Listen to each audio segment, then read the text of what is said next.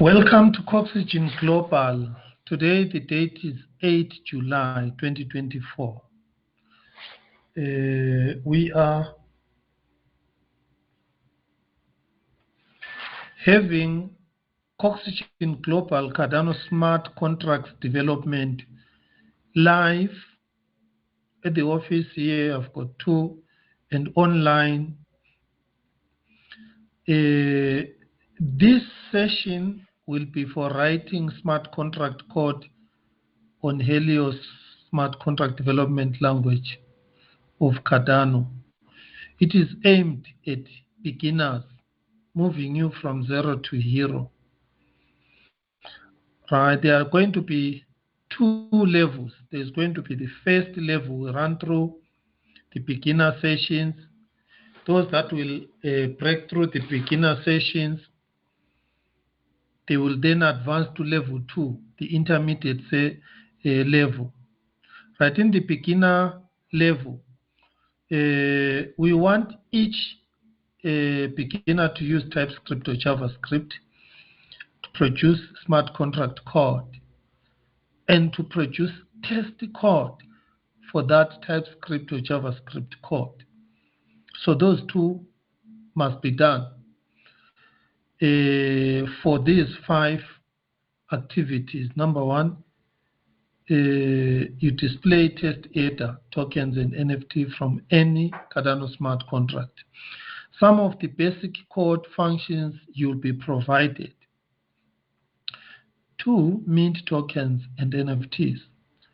Transfer tAda tokens and NFTs from one address to another. Lock and unlock tAda to a smart contract. And then write Oracle integration. For example, your app must be able to read the exchange rate, ADA to US dollar, and then you use it within your app. Right, this A has got prizes. The best in A, number 1, is going to get 100 ADA. So I want to look at the best out of all of you. Who's going to produce the best test code and the best code that works, following also the functional programming style. And then 2, A2, the best is going to receive 200 ADA. I want to distribute rewards. If you are the best in A and in 2, so which means I'm going to give you 200 ADA, so that the 100 ADA, we take number 2 on A. And then if the same person gets 300 ADA, becomes the best in number 3 in A3, then we push that person to A3 to get 300, and then we check who is the next best. Then we filter down to 200, filter down to 100, because I want to push each individual to broaden rewards as much as I can. Then A4, 400 ADA. If you look at A4, you are just not simply writing simple smart contract code. It has got a smart contract there. You are locking and unlocking ADA to a smart contract. So there is on-chain and off-chain. Right, and then A5, you see, is 450 ADA. So that one is open-ended. I want you on your own to find a way to integrate and get these rates outside blockchain and use them there, so that your app is able to get different exchange rates for different tokens and use them on-chain without human intervention. Now let's go to B. Section B is those who are going to finish A to 5. So it means you would have passed 1 up to 4, 5 on A. Then you move on to the intermediate. The intermediate here, we are looking at having on-chain and off-chain code.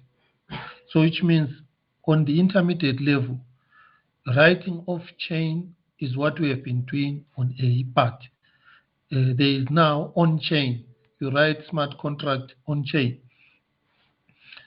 And then both on-chain and off-chain, they must be tested. There must be a way to test both, to write test for both. And then the activities, the outcomes. Number one, you should have written a smart contract with off-chain code and on-chain code for buying and selling NFTs at a marketplace. Just one that at least an entry at an entry level, it must work.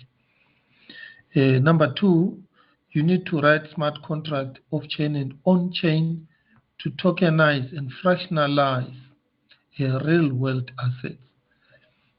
It could be a property, could be land, could be an asset, like a team. If we decide to raise funds to start up a national team or a subdivision team, and then it requires X amount, we can fractionalize ownership shares and mint NFTs, distribute these to the owners, and then they pay to hold their shares. And then when the team grows, the gate takings at the stadiums, then calculated the profit then is equally distributed among the shareholders. So this opens up shareholding to any type of business, even if you don't have big money. And number three, automated payroll. Right, every month your employees earn a certain amount. So you can automate that so that they get paid tAda or in tokens without any human intervention.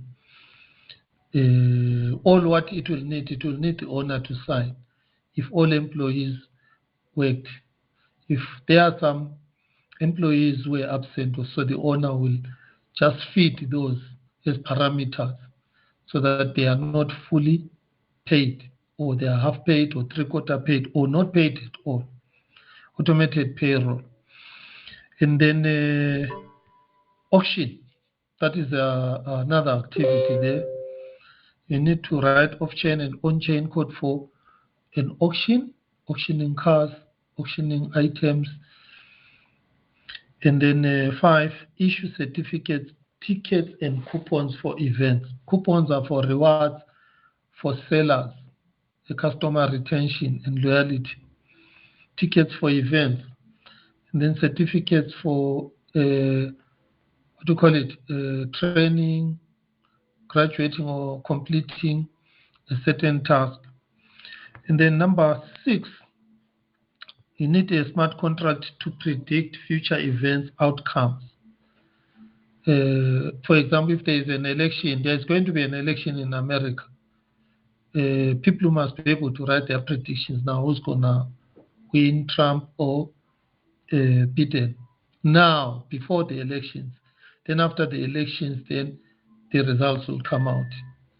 And then it to be objectively clear who won in the prediction, who was most accurate in finding this event. There are endless use cases for smart contract, but I've selected this. Last one is proof of attendance, proof of achievement, and proof of performance. These are just intermediate smart contracts because it's only one smart contract operating. And then if we are successful with B, then I will suggest we migrate from Helios into ICANN and Lucid. Because ICANN and Lucid, when we are dealing with complex smart contracts, where a smart contract interact with another smart contract and interact with another smart contract. So there, and again, performance for now, and also ICANN has been audited. So that is my suggestion, but we will be adjust. Let's see how it goes. So the prices are higher for intermediate. Best in B1, 600 ADA. Best in B2, 600 ADA again, 3 600 ADA again, 4 600 ADA, and 5. Basically, best in each section, you get 600 ADA. A person can only do intermediate after finishing beginner. Number 2, a person can only win once in a category A or B. So which means if you are the best in A, you get the highest prize for 50. And if you become the best in B, you get 600. So in total, you add the 2. Yes. I want to broaden and I want to push more participation on anyone online and offline. Right. This is what I have explained. Now I need questions. Right. Welcome to those that came late here. I have just finished explaining what we are going to do, how we are going to do. There will be a lot of questions. Any questions from you, from your side?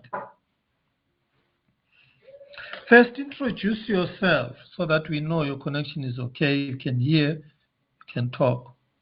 Maybe I can call names, then you introduce yourself. Dylan, unmute, introduce yourself. Okay, morning everyone. My name is Dylan, and I'm from Richwood Graduate Institute of Technology. I'm doing my final year.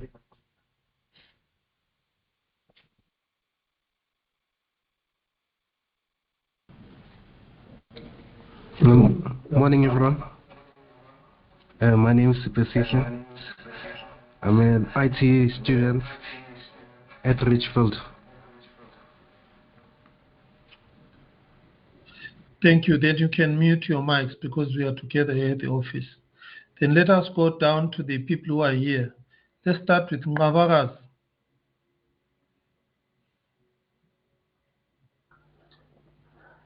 Good morning, everyone. Mawagazi is here, and I'm an IT student from Richmond. Thank you. Rito. Good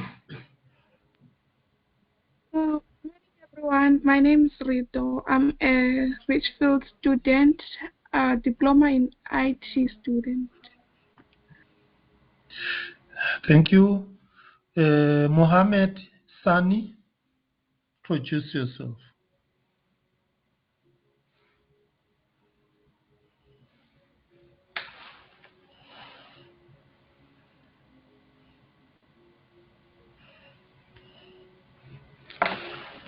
There's no connection with Mohammed. Let me move to Mpo.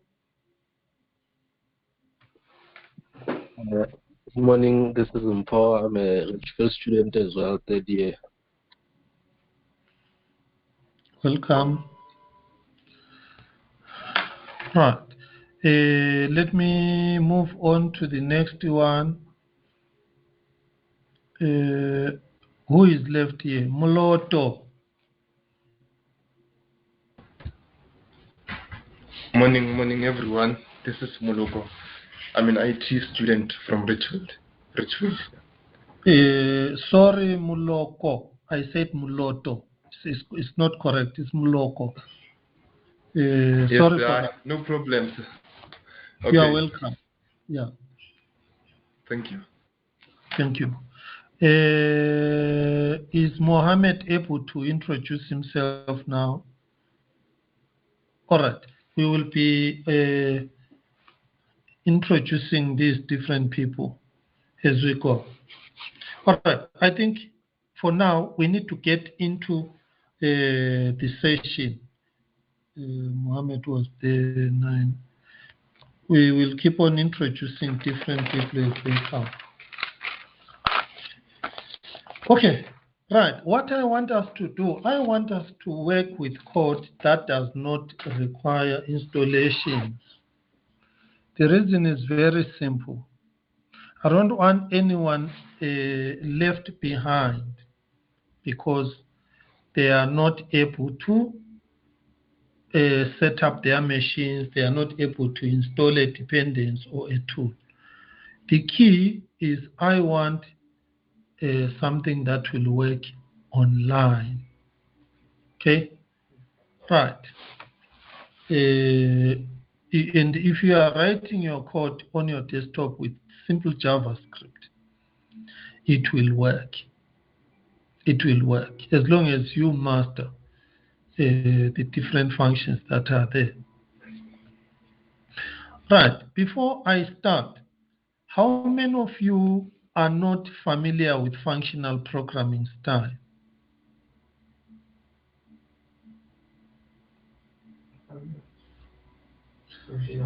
Programming style. I've got specifically hands up those who are not familiar with functional programming style. I've got Dylan, I've got Impo. Right.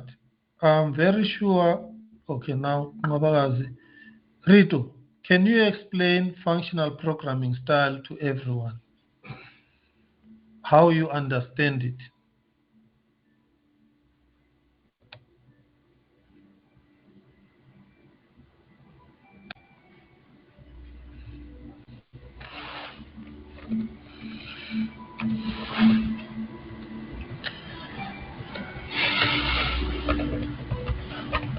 Yes, Rito, we want to check how much you know about functional programming style.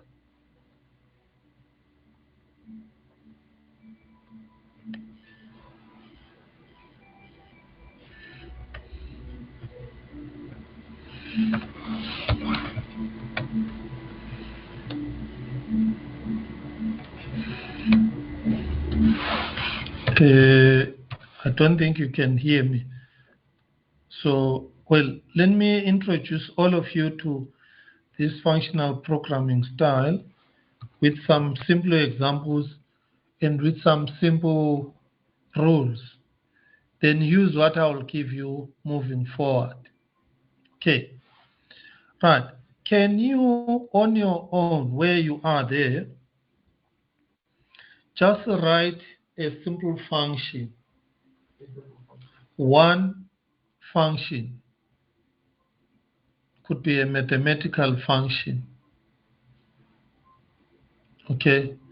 Let us see. We want to just make sure that we follow this functional programming style when we write our code and test. So let us say a painter wants to paint a room. To paint a room, a painter needs to know how many walls are there. All right, let's take our office. Our office, we've got 2 rooms here, 1, 2, where there are no windows. If we estimate the width and the height, we can have the total area to paint, isn't it? So what do we need? We need total walls. Say total walls. Assume all walls don't have windows for now. And then we need the area of a wall. So already the function there you can write is area of a wall, isn't it? And then let's suppose this room, we want to know the capacity. If it were to be filled with water, what is the volume? Yeah. So we have another function to say volume of the room.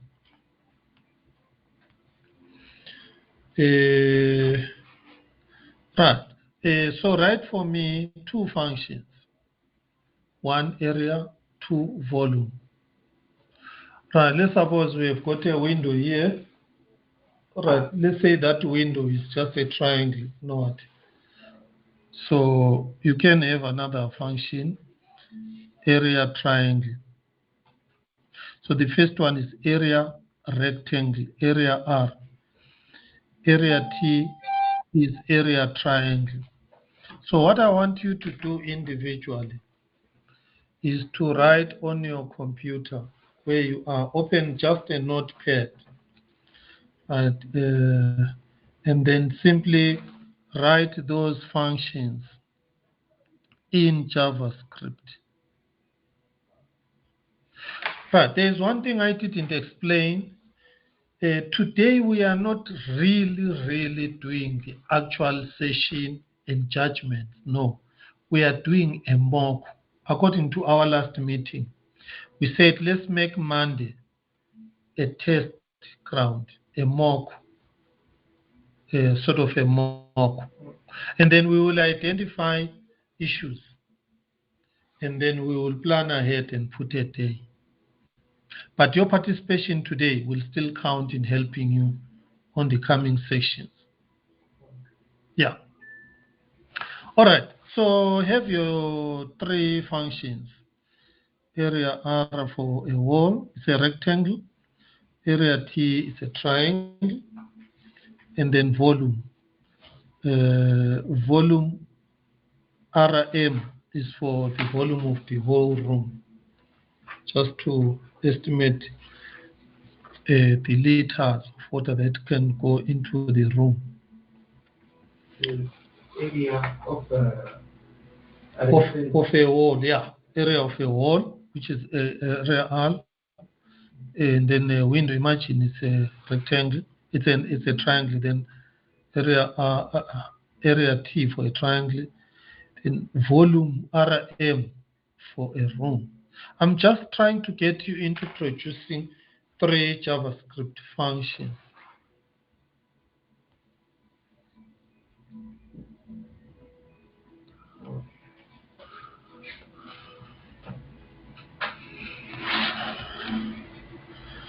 So have a notepad.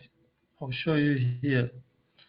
I'll show you here using my, just open notepad. It's up to you which notepad you use. Let me just show you.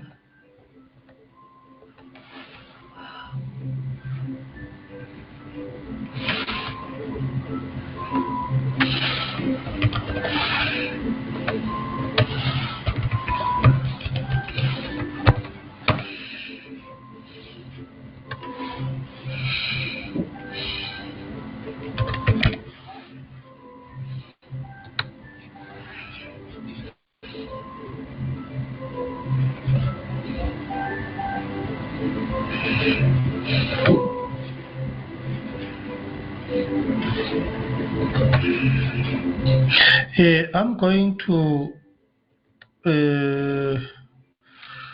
request you, each one of you, to write your own code. If you get stuck along the way, search on internet the JavaScript, how to write function, then use that.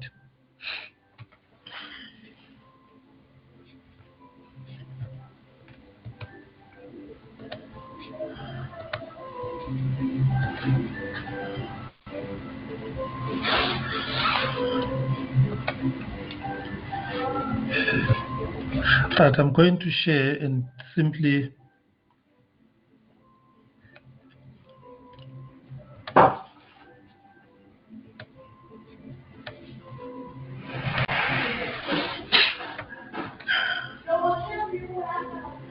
so here I'm showing you how to write your code so that when you submit one, I want each code submitted. Right. For example, you must have notepad. If you use VS Code, it's up to you, but you have a notepad. That is what I normally prefer.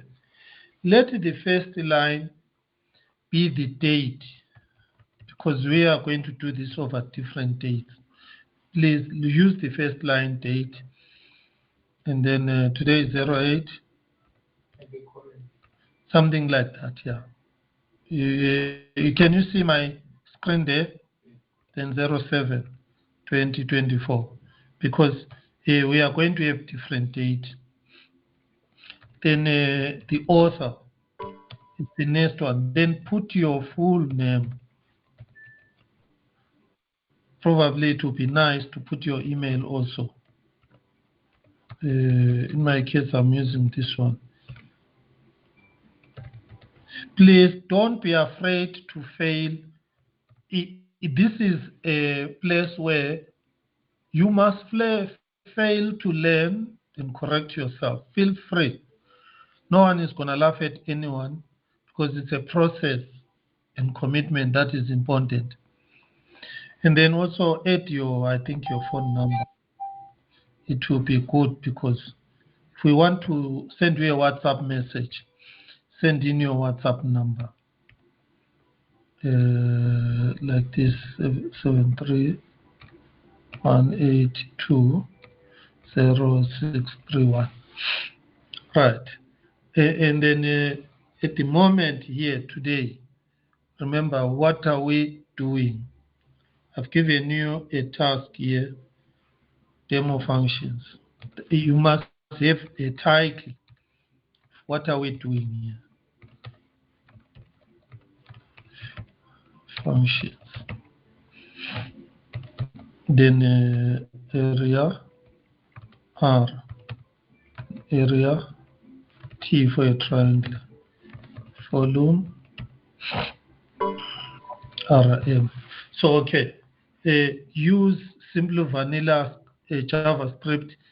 If you want to use another framework like jQuery or TypeScript or using Node.js, it's up to you. I am taking the simplest vanilla JavaScript so that any new beginner is gonna cope with simple things. Remember, jQuery is a framework built on vanilla JavaScript. So you cannot know Java's framework before you know the basics and the fundamentals, which is vanilla JavaScript. If you are 100% good in vanilla, you are going to win. There's another reason why I prefer vanilla JavaScript. I prefer vanilla JavaScript because it is fast and simple to use. So there we go. Once we have got this, probably let's have a heading like this. If there's something left, I'll let you know. So I'm pasting this on the charts so that you copy and then just copy that heading, then change your name. Then save. Where you are going to save this must be a folder or a place. Like in my case, I'm going to go to my default downloads and say Coxygen.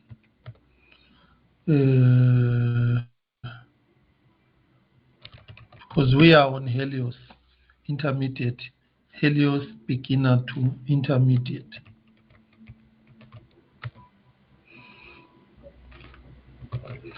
This is my task, intermediate.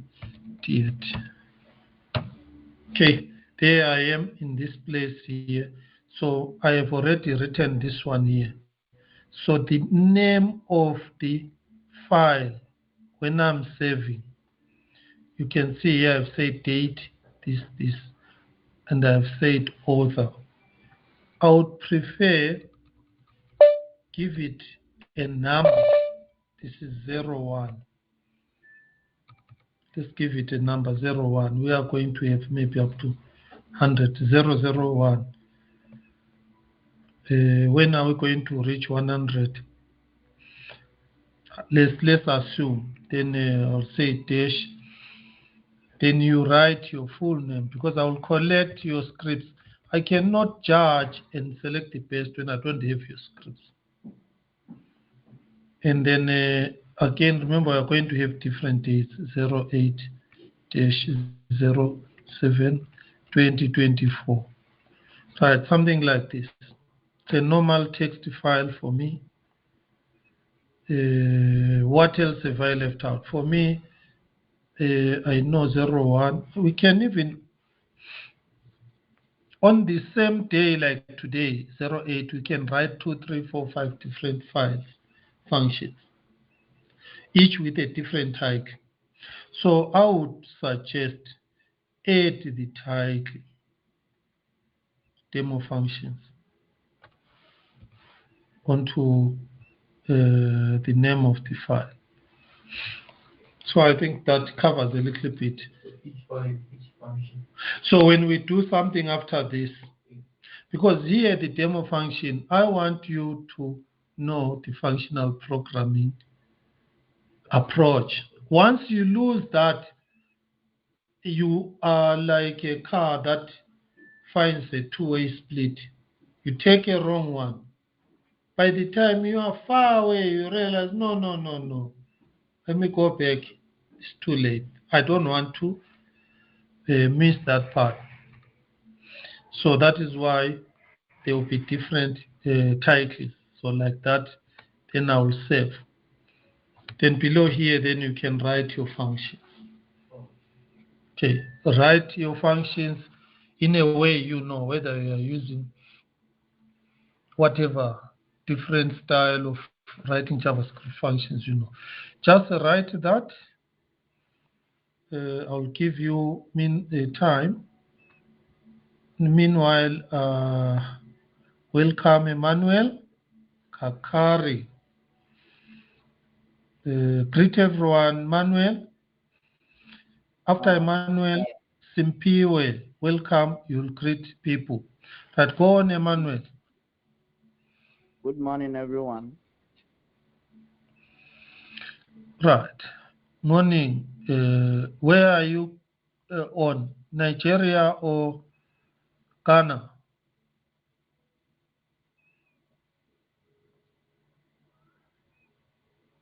Yes, Emmanuel.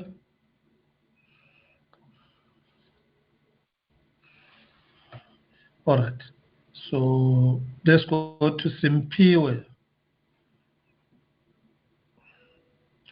Welcome, greet everyone here. Good morning, everyone. Yeah, introduce yourself. Where are you? Just so that people have an idea. Oh, I'm here in Gauteng. I'm studying at Richfield. I'm doing my third year in IT, BSc in IT. You're welcome. Thank you. Thank you. Right. If anyone comes in, we'll be introducing them one by one. Emmanuel, your mic, is it working? Please carry on writing your functions. Yes, sir, it's working. It's working now. Greet everyone. Hi, everyone. I'm Emmanuel from Ghana, first year computer science student. You're welcome. Thank you, sir. Thank you.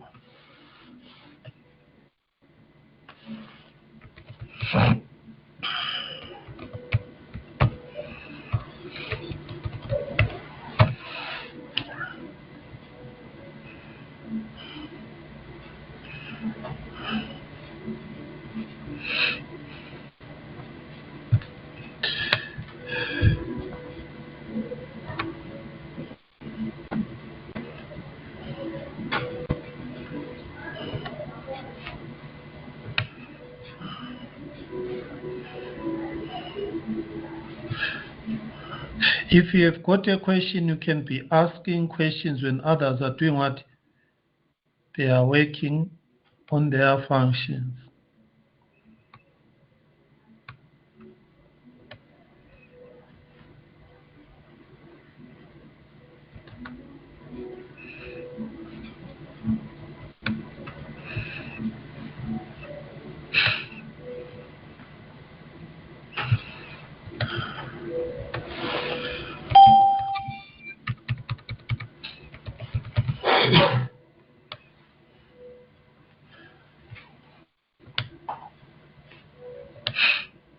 Right, to those who are coming late, in my introduction, I did explain to everyone that there are rewards that we are going to get. I'm going to get the best in each area. I posted in the WhatsApp chat 2 areas, beginners and intermediate. And I posted the incentives for the best in each area. So you are not just here to gain skills and refine your skills. You are here to produce and also be incentivized. So if there is any question as we are doing this, you are free to ask.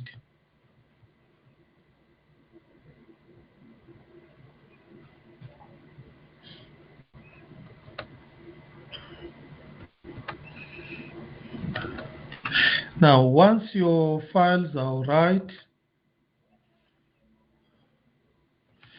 I'll show you where you are going to just upload your files simple and quickly without any stress.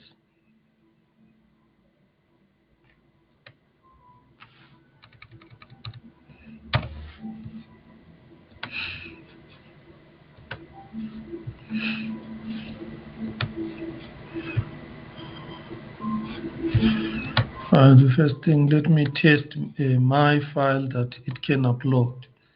Text file, or it needs to be zipped.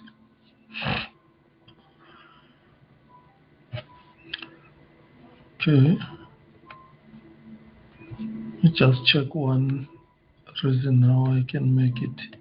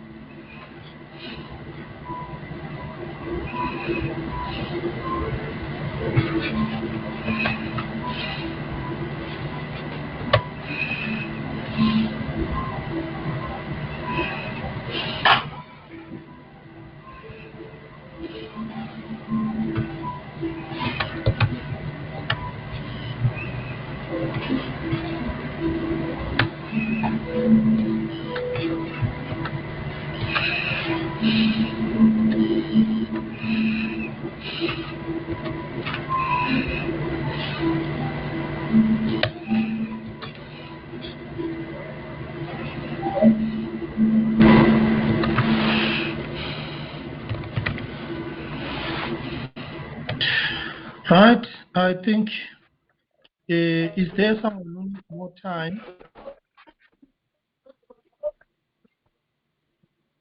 Let's just get on to this.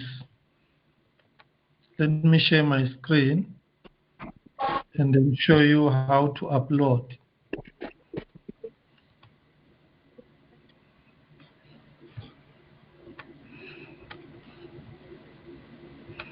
The moment you have got a problem, I will allow you to share your screen so that we see the problem, especially if it is a big problem.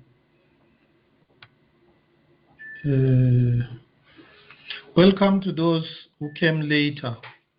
Salu Emmanuel, please, Lisejo, you are all welcome. Right. let me show you how to upload your file. Right, I said when you are saving your file, text file, like this one here, you save it in a folder. Okay, there is a folder, the Coxygen Helios beginner to intermediate. There is the first one. This folder has got this information. What you do when you are saving this file, you right click on it, you compress it. So let me go to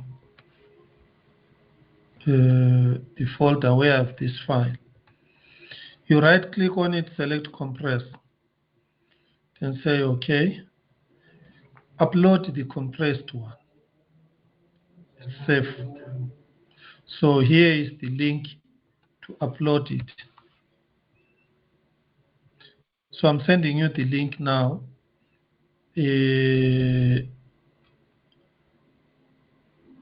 I want all of you to upload this. Let me send you the link, all of you here. There we go. Just click that link on your file here. This is the file.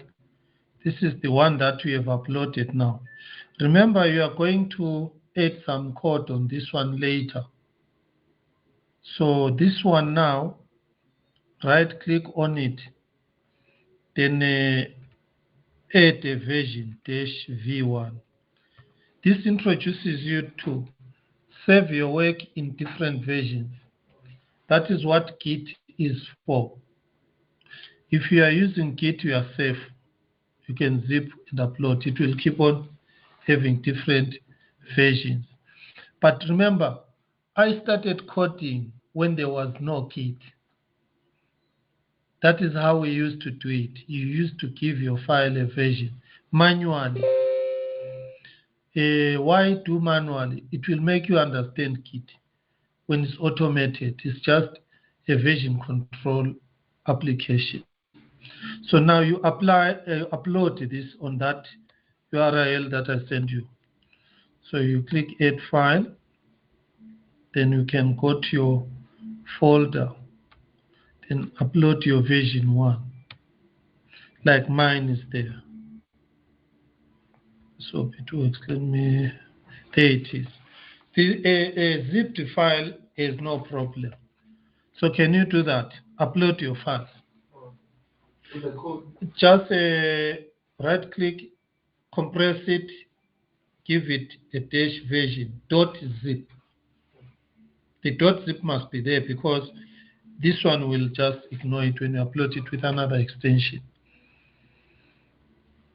And then when you go to this link, then upload it. The reason why I'm saying upload your first version, you are going to upload another version when you have corrected your file.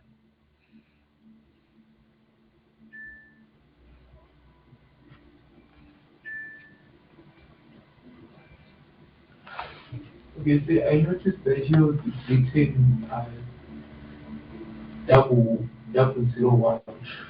It's for like we are going to go up to 100 every day. Oh. This one is 001 for today, but it's version 1. The moment I'm done with demo functions, we go to another topic today. Then I will name it 002, but it will still be today. Oh. It won't be demo functions. Okay.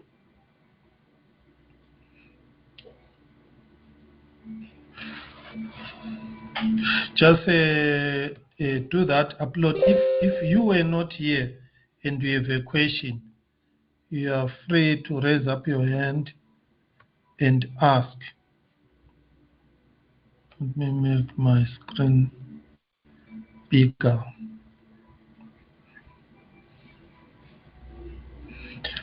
Right.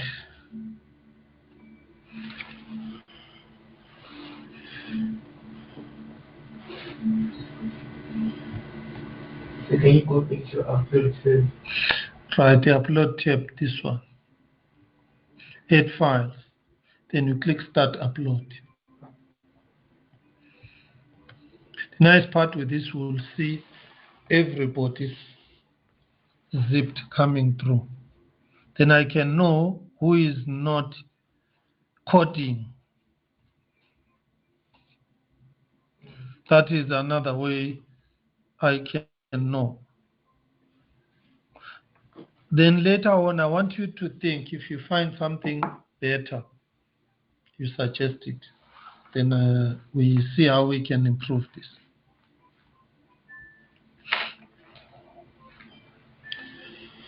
I will show you another way.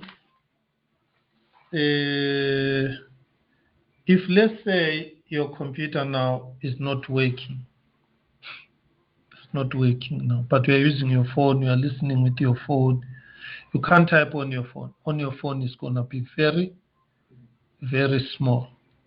Must have a piece of paper and a pen. Okay. Then write your function. For example, I'll give you an example so that I show you.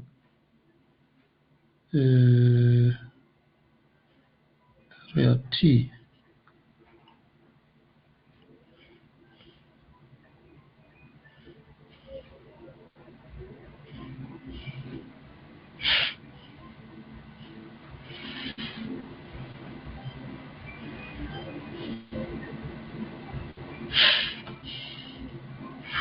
I'll just do it here.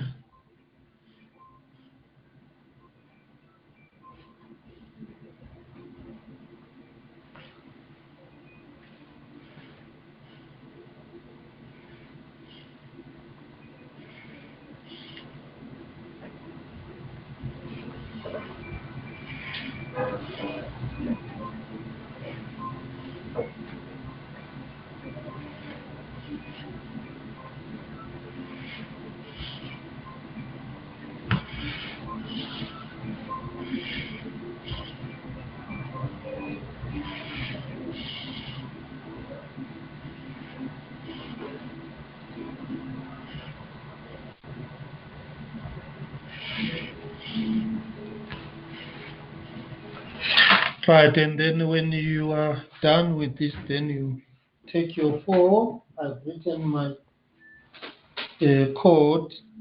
So I take my phone, I shoot a screenshot, then I upload. So let me just show you.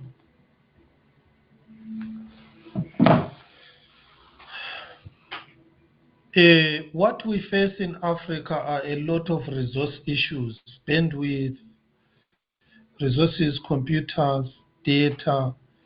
But I've learned that these resources must not be an obstacle for you to learn. You can write your code on paper.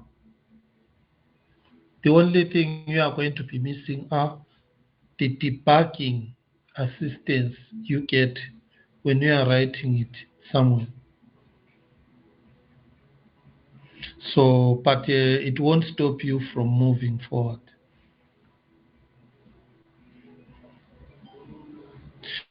Right, so once I've got my phone, then remember I'm going to upload this phone, this paper here. So I'm just going to write details here as I showed you there.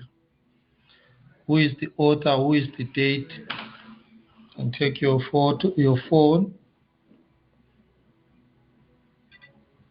There is your function, and then now you upload it.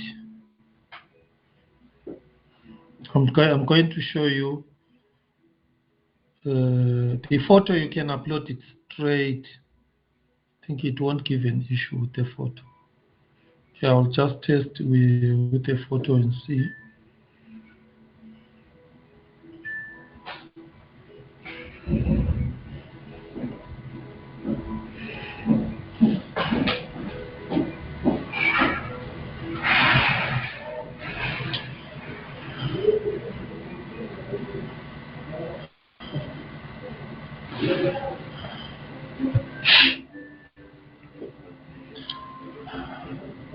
Right, I'll try to upload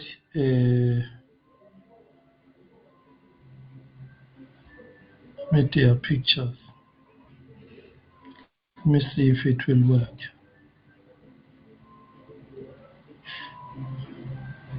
But then the name of the picture must be according to the standard I told you, 001 name what. Here I'm just testing, uploading my code handwritten on a paper, and I take a picture with my phone.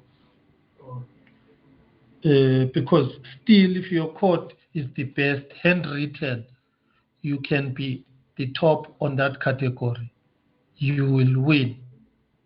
The only thing, make it readable. We must be able to read your handwriting.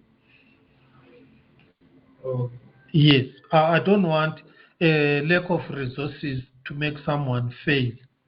Actually, if you are the best and you are writing your code and I see you are committed and you are the best, then it motivates me to buy you a laptop. So it's very important that I must have committed people.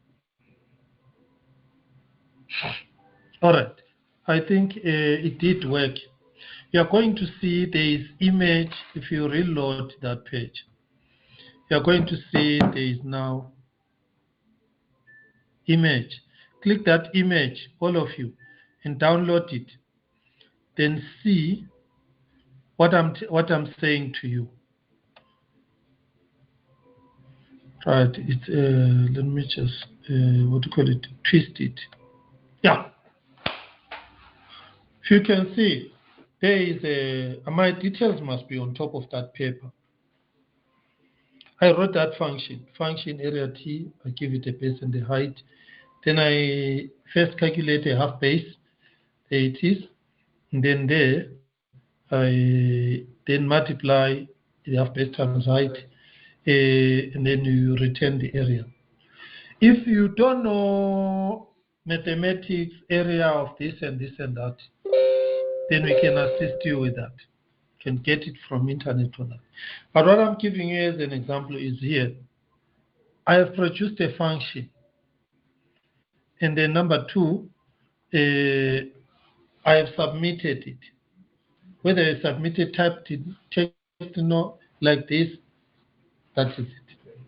The most important thing when you are submitting it, remember, the picture must be named correctly. It must be named the way others are naming theirs. All right. How many are we now? We have 1, 2, 3, 4. Right. Others, if you have got some issues, yeah, there are some hands up now. Let's attend to the hands. The first one is Mpo.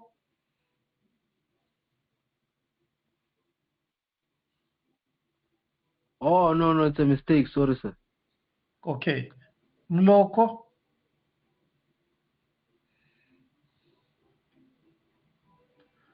And then Mohammed. Oh, sir, I'm now trying to upload mine. I think I'll soon upload it, sir. You are uploading. Compress it. Okay. I need to compress it before I upload it, sir. Yes. Let me show you. Can you see my screen? Yes, sir. Right. You will see here is the text file. For my coding, right? Yes, where I wrote that code. Let me just show you here. This is a demo text file. This one. All what I do, I right click on it, compress. Then when you are compressing it there, give it a version version 1 version 2, and then okay, compress. Sir. Then upload this one. Then I should upload the compressed one. Yeah, the compressed one. Okay. All right. Okay, sir. Do you have a question, Sir, let me finish. When I finish, I'll contact you, sir. All right. Okay. Your hand is up. It's okay. There is no question you can It's put your hand. cleared, sir. Thank you. All right. Then, Mohammed, your hand is up again.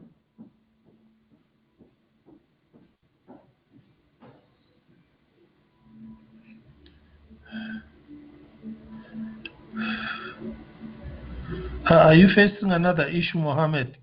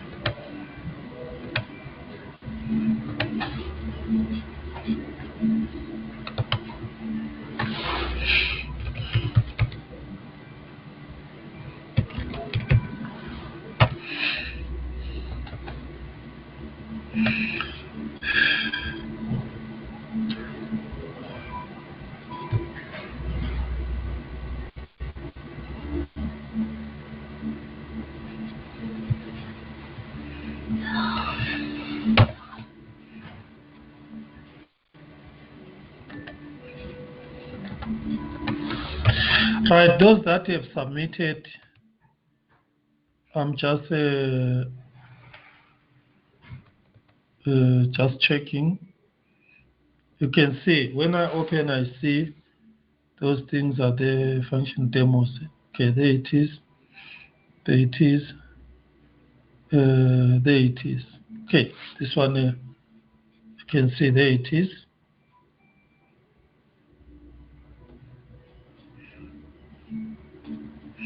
Let's go to the next one.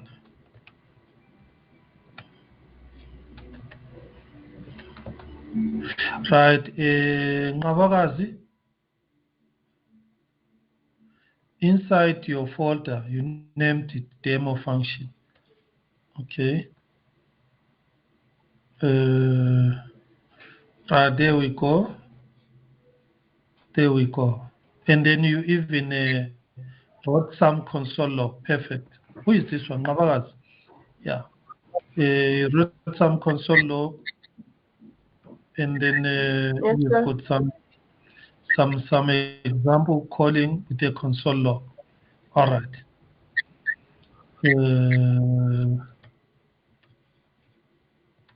I think this is very simple. Rito, let's check where you are. And then there we go. The first thing that I want to see is this, because your file is going to be lost once I don't have these details.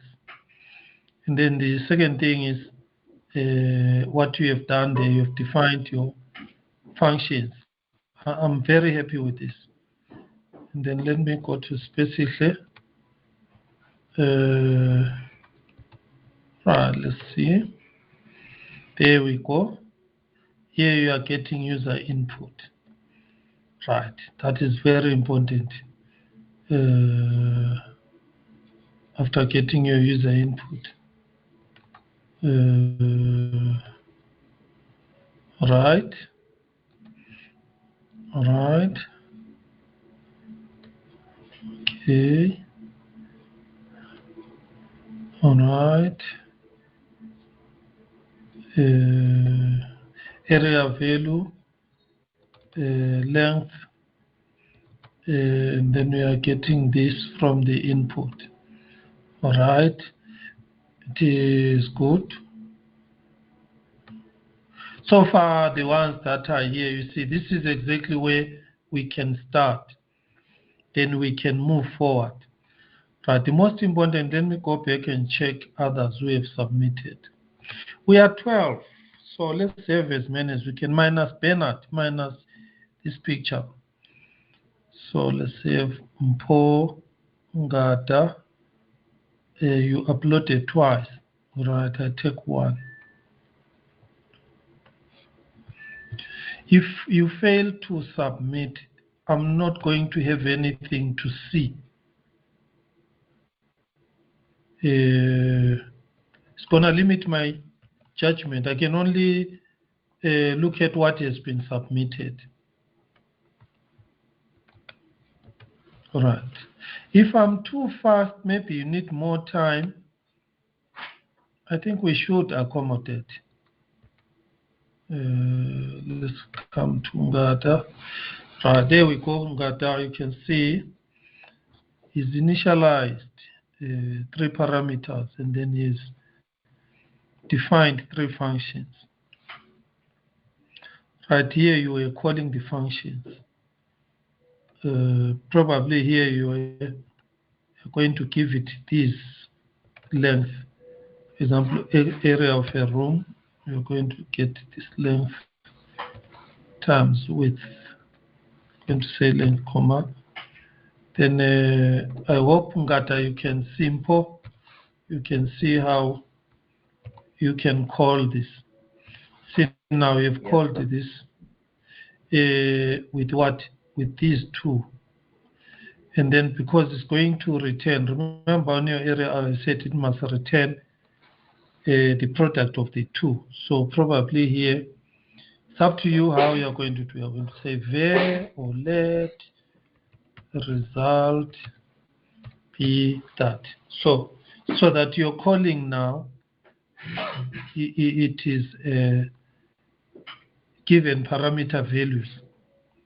So you can do the same with area T, do the same with area volume of a room. Okay. The very fact that you have submitted a code, to me, is the first pass that you are on the way to taking part. Any questions? All right. Look, the time is flying. I want those that are still doing. Yes, Mohammed, Sani, your hand is up. Oh, sir, the initial hand I raised, I'm still on it, sir. All right. You're still on it. All right. I'm not going to chase those who have not submitted. Unless if you raise your hand and indicate that you have a problem. And then I think let us move to the next part. Before I move to the next part, all of you can see my screen. Then is this one here? Okay, here's somebody who wants to join here now, not today. All right, I am coming back to the rewards. Those who are not here, please listen carefully. We have got 2 areas here. We've got the beginners. Let me make it clear. The beginners, the prizes for the beginners, the best in each of those 5. A, 100 ADA. 2, A2, 200 ADA. A3, 300 ADA. A4, 400 ADA. A5, 450 ADA. Then the section B, the green, which is the intermediate, is for those who have met it through A. Because we want to judge apples with apples. I don't want to pick anyone who just comes near and says, I know all this. Let me go to intermediate. This is aimed for moving students from 0 to hero with smart contract. You are going to see it's very easy. So the B, you have completed A. And then you move into B1, you get 600 ADA. B2 is 600 ADA for all different areas. Then there is another rule I want. A person can only win once in a category. For example, if you become the best in A5, Hey boy, that and it is become the best in A4. We only take the highest money and give it to you once, so that the A4 one goes to someone else who is number 2. We want to distribute the rewards as much as we can. But you can be the best in A and also be the best in B, but in each category once. So here I'm looking at how many people are going to get something. 1, 2, that is 5 plus 7, 12, which means it's going to be more distributed. Because if we keep the rule in a category, you win once, we'll just be filtering. Okay. There is another reward you are not aware you are going to get. This thing is going to improve your software development skills a lot. That is what is gonna make you even be employable. That is priceless. The skill you are going to get is priceless. Right. I've explained these rewards that are here. Today, we are doing a mock. What we call it is a mock, because we are doing it for the first time. We want to see and improve so that no one who has not taken part today is going to take part tomorrow. So if tomorrow we get another 24, it's going to be very difficult to run 2 sessions for today's work and then tomorrow, whatever. We want to move up until we get to the prizes and we give them out. But they can take part, come and see and do whatever. So that is why for me, I need these submissions. It's very important that I get these submissions. Because it is out of these submissions that we will be moving to the next area, to the next area, to the next area, finally to the prizes. So at the same time, I'm marking the register for those who came late. Any question from your side? Anyone who has got a question?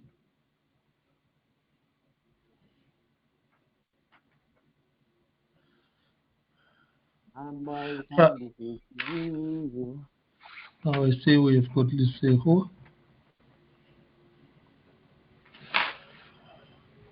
You say the price is high. The skills that you get is priceless.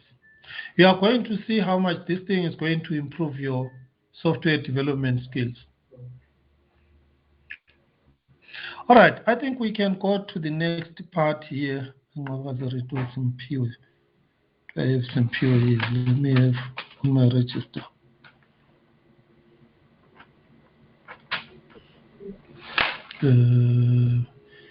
Right, Mpo is there.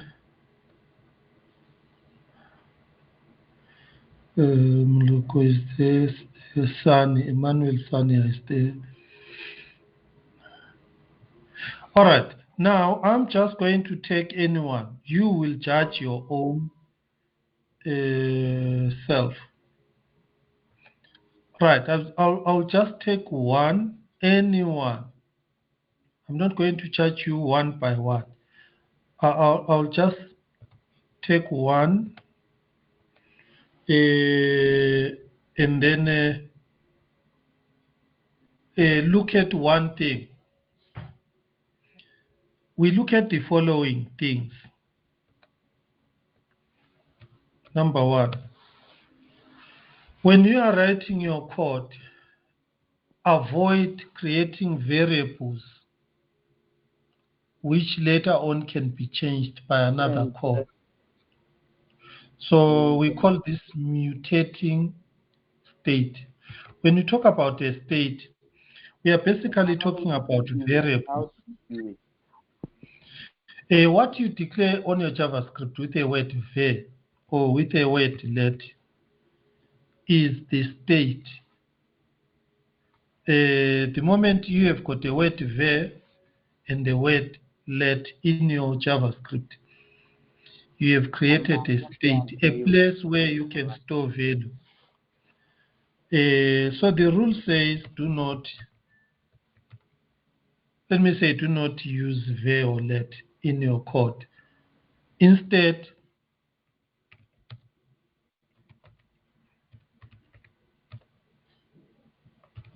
use const. Const, whatever you create a space for storing something using const. It's bound to that value. You cannot change it. So const prevents state mutation. I'm going to give you an example here. So I'll say e.g. So get my example very clearly. Right. If I say var name is equal to James,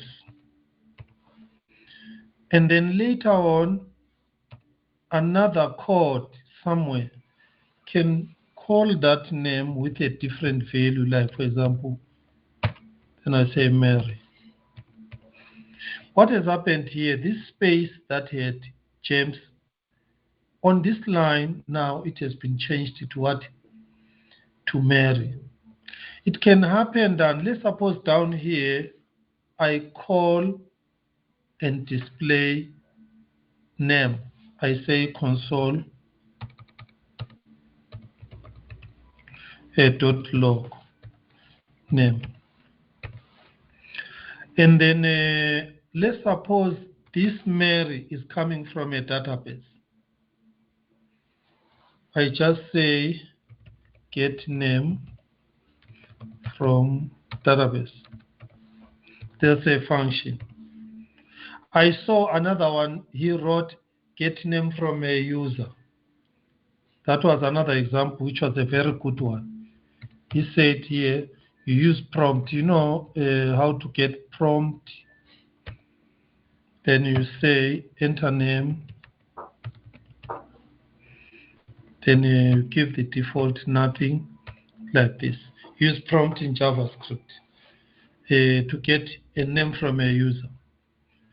You see this code here, where I declared var, or I use let, like this. It allows this space where you have put this first value to be changed later by some other code. Could be called from a database. It could be an input-output, like a prompt. So here, when I say console log name, there is no guarantee I'm going to get James, my first value. That is the first problem you must realize that we want to avoid. The second thing, we do not know what this call to a database is going to give us. It might give us nothing if the database has nothing on the name, because the database has been updated by some other code. Number 3, this one here, you might say to a person, enter name, and the person, when he sees that box, he can make a mistake and say type IO9 when he wanted maybe to say Tom. There is a typing error on that prompt, and then what you get here, name comes here with a certain value that may not be a name of a person. Could be a number, or you can just say -5. Especially hackers do that on purpose. When you're asking for something, they just trick it and give you something on to see how your code behaves. Say -5. Then when it runs, then they say, oh, so it means it's running. See, it's a weakness. But what about you are saying my name is 10 -6. See, already that doesn't make sense. It was caused by the input here from a person. It's a side effect. Get this name called side effect, because when you read about functional programming, you are going to hear a lot about minimize side effects as much as you can. And this technique I'm giving you, that bind your variable to a value by using const. For example, if I say const name James and I say console log James, it will always give me James. Here, actually, it will crash and stop and say, you cannot change a constant. So what have I put to you? The first thing is avoid var as much as you can. Then now, I think you should be having a lot of questions to say, but say, we have been writing code all along. How can you write code without var let? Okay, remember, we are from a certain style of writing code called imperative. In the imperative world, that is how we have been doing things to tell the computer, do this, put this, now change this, get this from the database and change. You are telling the computer step by step how to do something. That can work as long as you yourself are a brilliant guy, smart and efficient guy. But what happens if at some point you get tired? You tell it to do wrong instructions. It will always bring out results no one can be sure. If we run this test, you see this console log, tested this thing once, we run this code once. What about if we run it 10,000 times, mimicking the 10,000 users that are using your app? And we have got 95% variance on the name. Then that type of a code is non-deterministic. You cannot trust it. Let's suppose it was a code for critical services. You are giving millions of users an online service. And then that online service is used by 10 million people.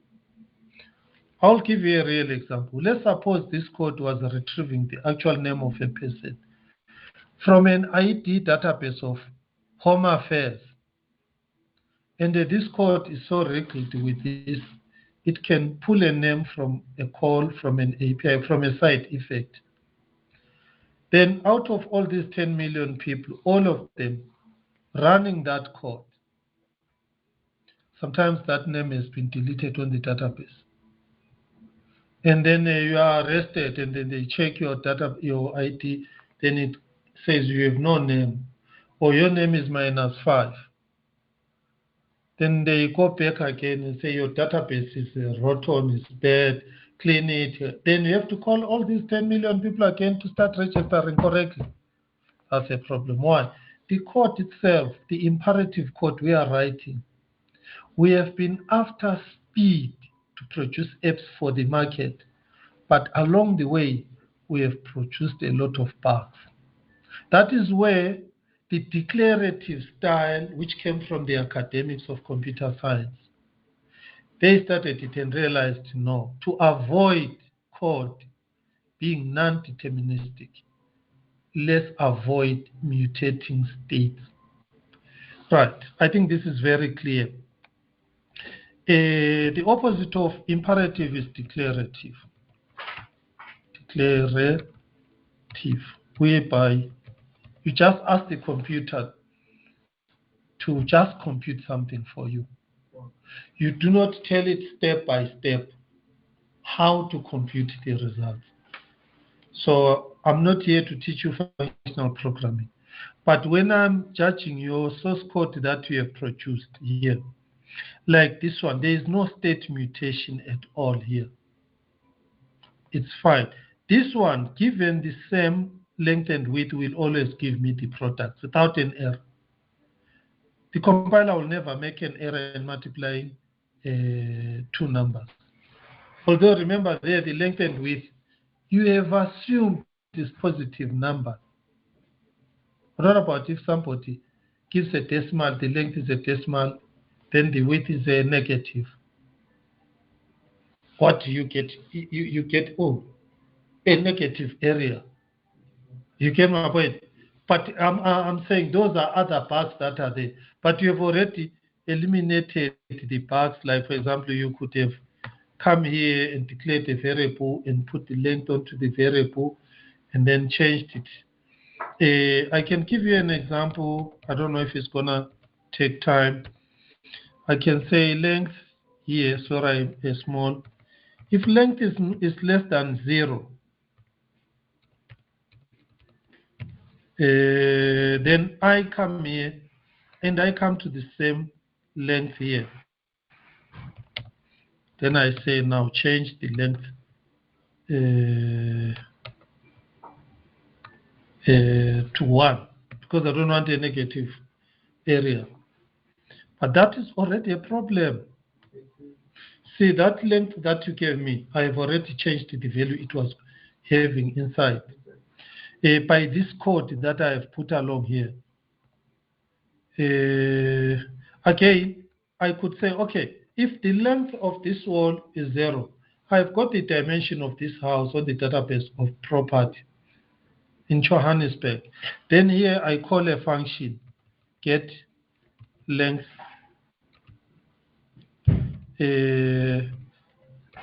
from the, what you call it, estate database of this particular house. But now there is a problem there. This is a side effect going to a database. What if on that database it has been changed? That house was extended. Then you get something different. So what I'm saying here is, the moment here I have a variable, which when assigned, in this case, when we called area, we assigned it another value. Then inside here, because it's mutatable, then something else has changed that. Then bringing the return value to be always different every time you call this function. So we call this non-determinism. Right, here is another rule you can put. I put rule number 1. Rule number 2, avoid global state. This is common practice. Global state. Avoid global state as much as possible. Let me explain this to you. If you have got a here, I can take this length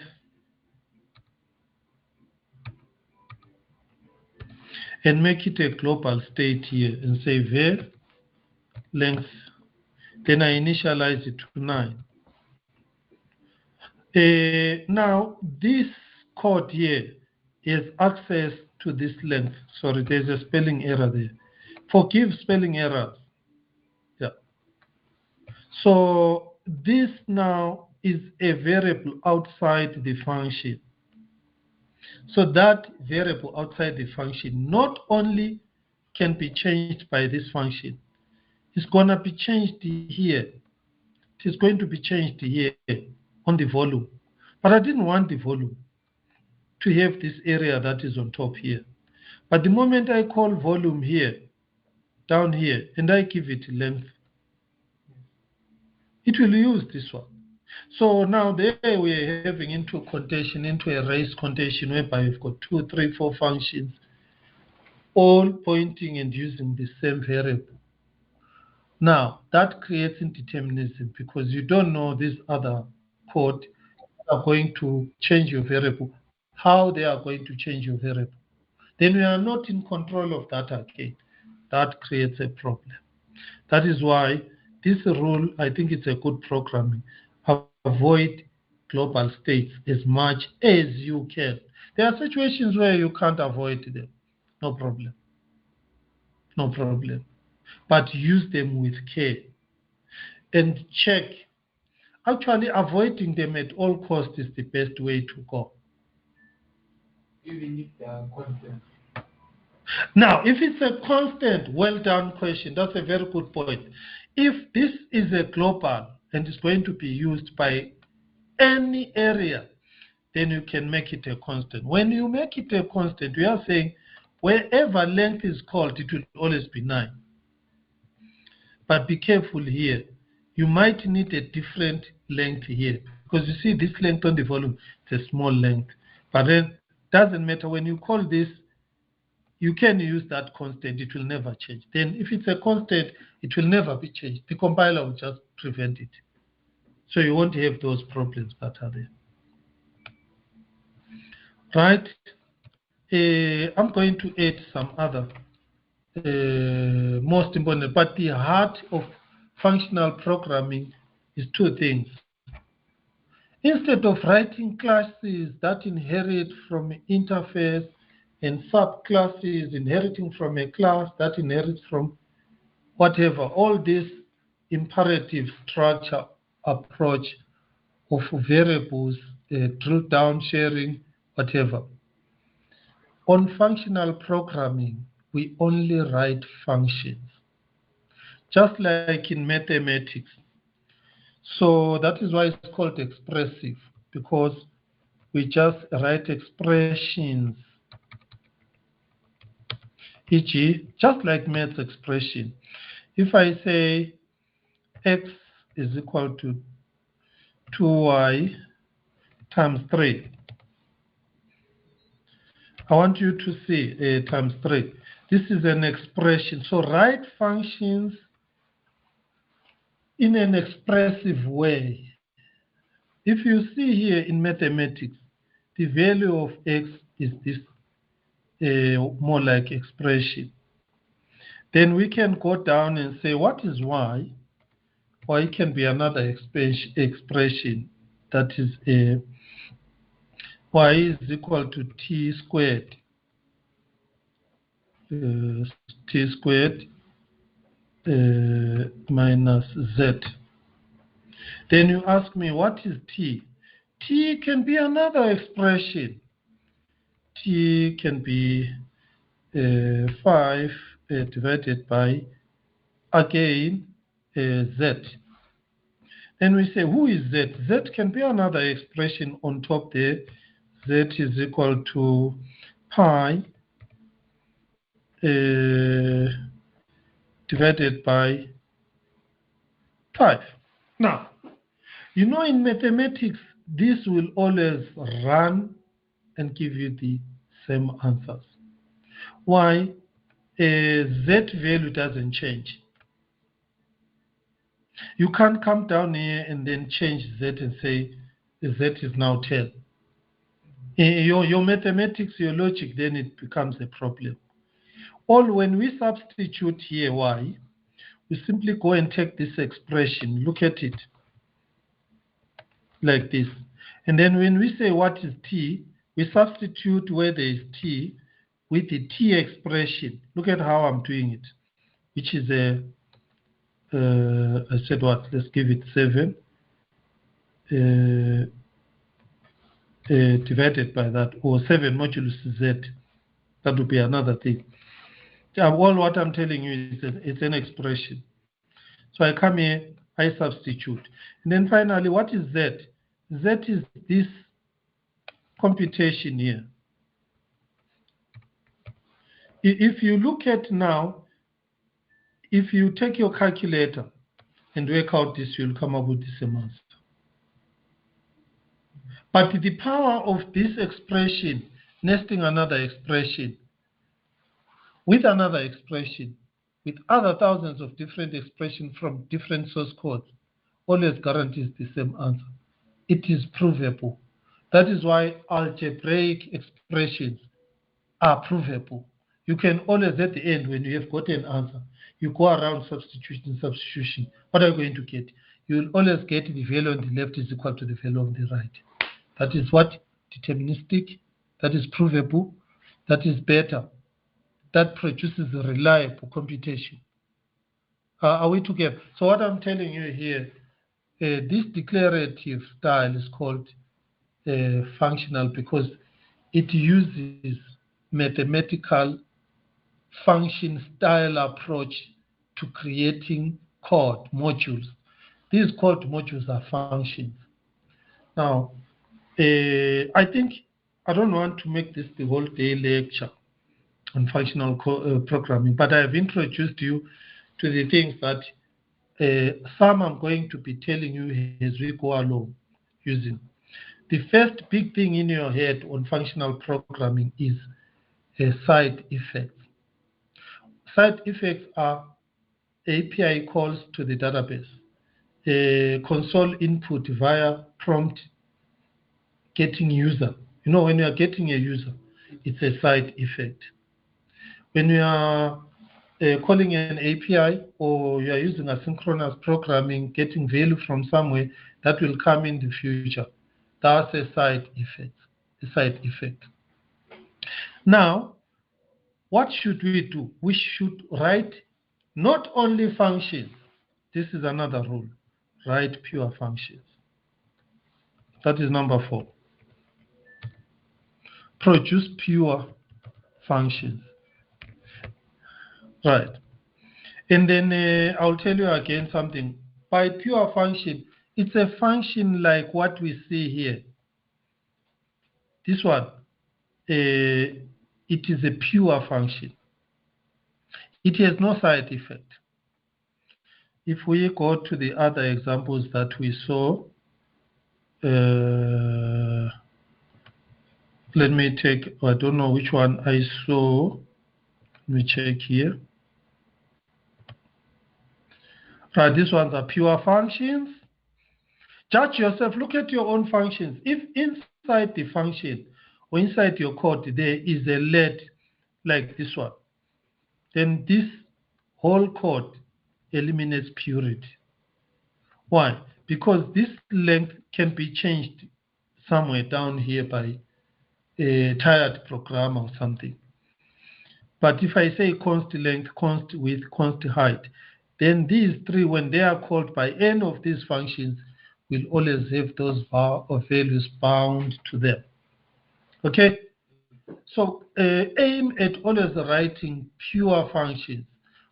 In simple terms, functions that do not have let or var. Functions where you are always putting const. Think around how const. Right. Now here is another most important rule. Do not make your functions do too many things. Right. If you see here, let's suppose this was a function here. This function, if I had created it, doing too many things, it calculates an average, and the same function is giving me the total area of surfaces of a room.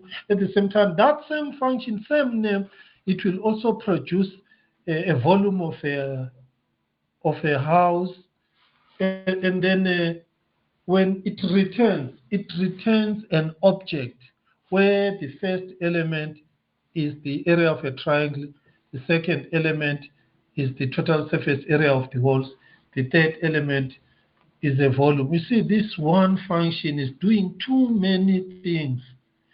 The problem there is it is not reusable.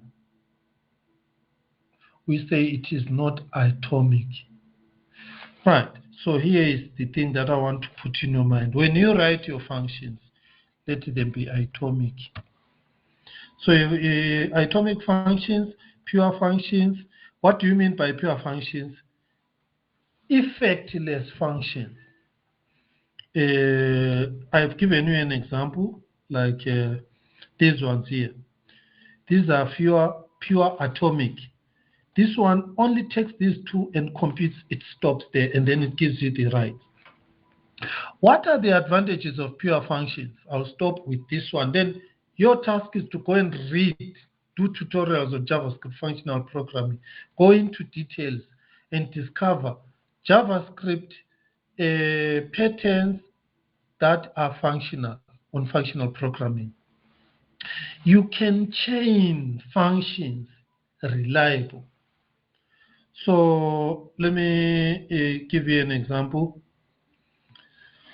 You can call a function and then take that results of the function as input onto another function. And then that other function computes, its results become input on another function. Then you can chain all of them. They will work deterministically because each of it is number one. It's pure function. There is no side effects in each of them. So the chaining and the results, as long as it has got an output, is deterministic. It's reliable. You get my point? It will eliminate a lot of. So I think I have said enough.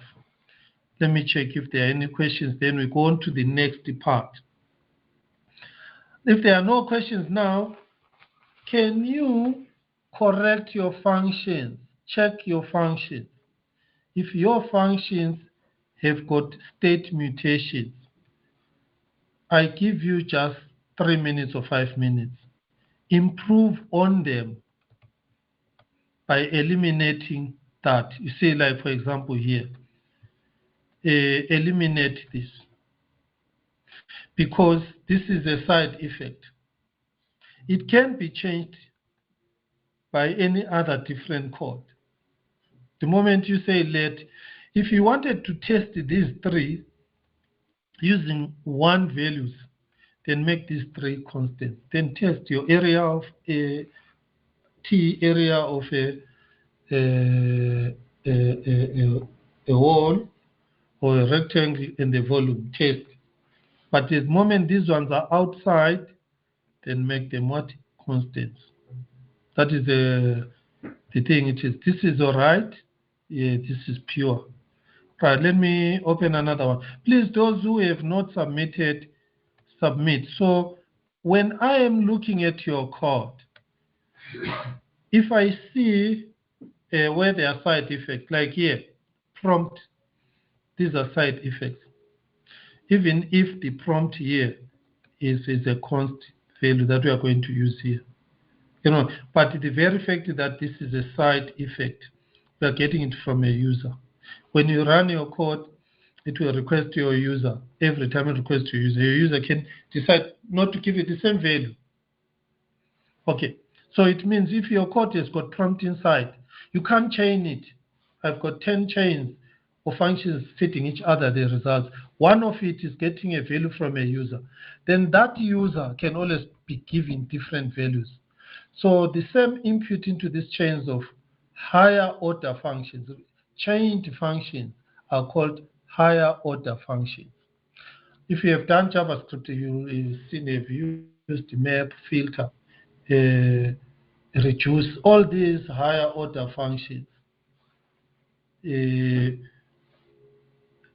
work best if your functions are pure. Avoid the mutating the states. So even console itself, if inside your function you add console, then it's an impurity. Make it atomic.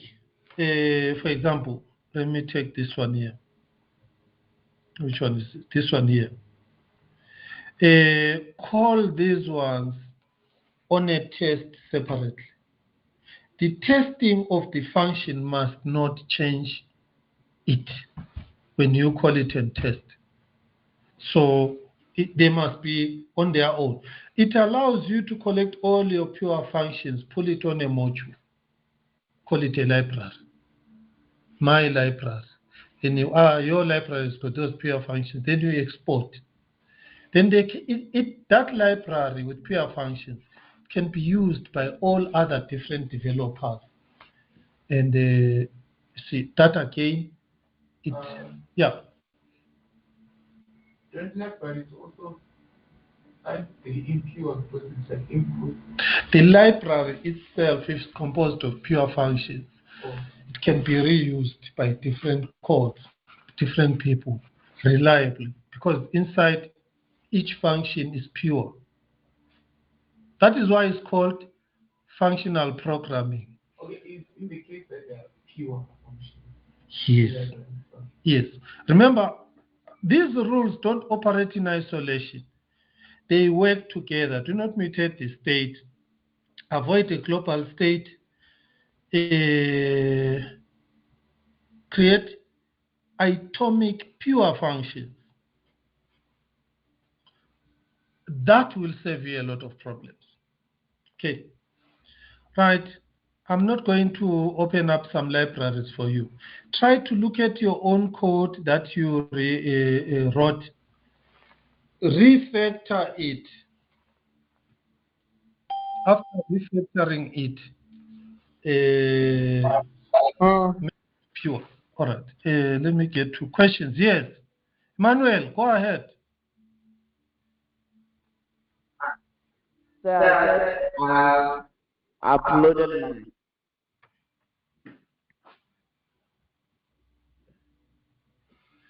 Can you come again? Oh, you've uploaded yours. All right, I got you. Let me check how many you came. All right, good. We have got more submissions now. All right. Okay, we are going to 002. I'll try to be a little bit short with the 002. Right.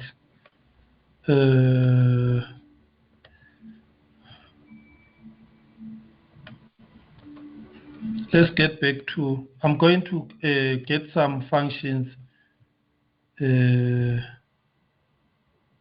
ones here. So now on your file, can you change your file? Save this file 001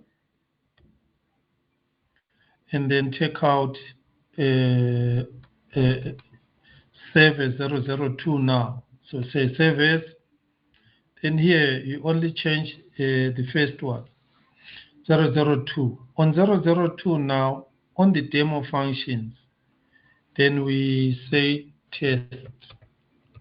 testing, save. Yes. Please, can you all do that? Then here where you say demo function, then let's say testing. Right from start, we want to go with a test-driven approach. Okay. So I'm going to show you that part. Can you save that, all of you? Right. We can take these functions that we have here, the three functions that we have. Here, we are not being tested on how to construct a function. Here, we are writing tests to test your code with different values. Okay. In our writing of code, in our academic institution, even the books that we read and the videos that we learn from, most of them, if I'm wrong, correct me, 99% of them do not have test code. How many of you have written test code for the function that you have created? How many? Put up your hands. Those that have written test code. From understanding, you mean test codes and like use cases, sort of. Emmanuel, explain what is test code you have written.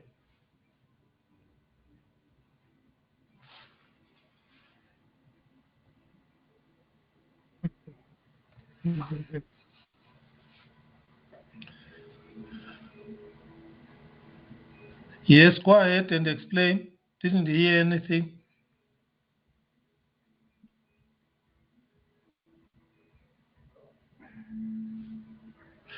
All right, let me go and explain to you. I'll start from where it's very easy. After constructing your functions here, now in this case we have got simple computation, isn't it? Right.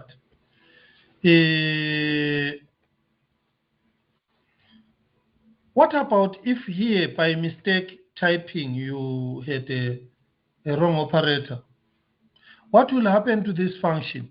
How will I test it? So for me to test it, let's say I'll say const v answer for volume. Then I call this, and then what do? Then I give it values 3, and then look at here. What am I expecting this to give me? I'm expecting this to give me 2 times 3, 6 times 4, 24. But it won't give me 24. Why? Look at here, what is here? Why?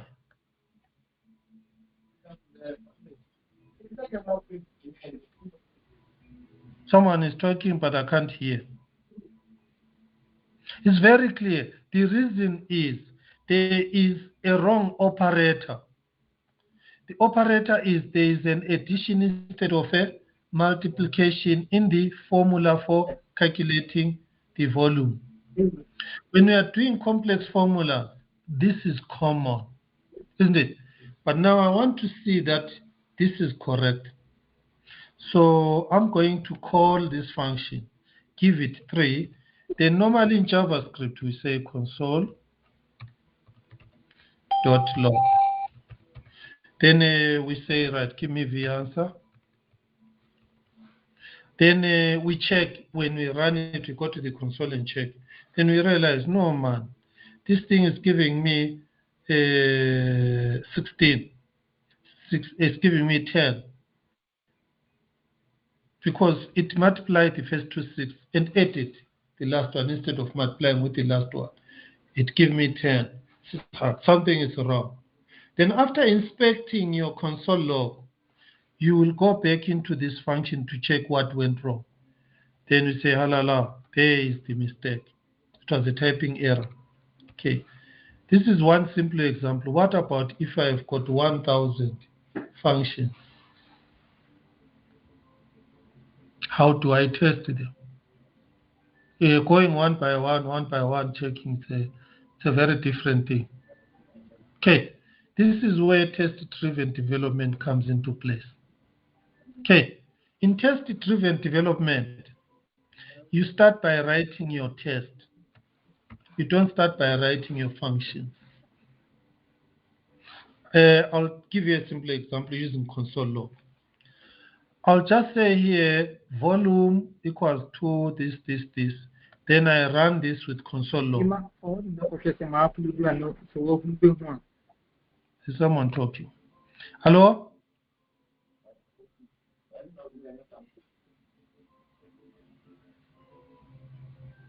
Right.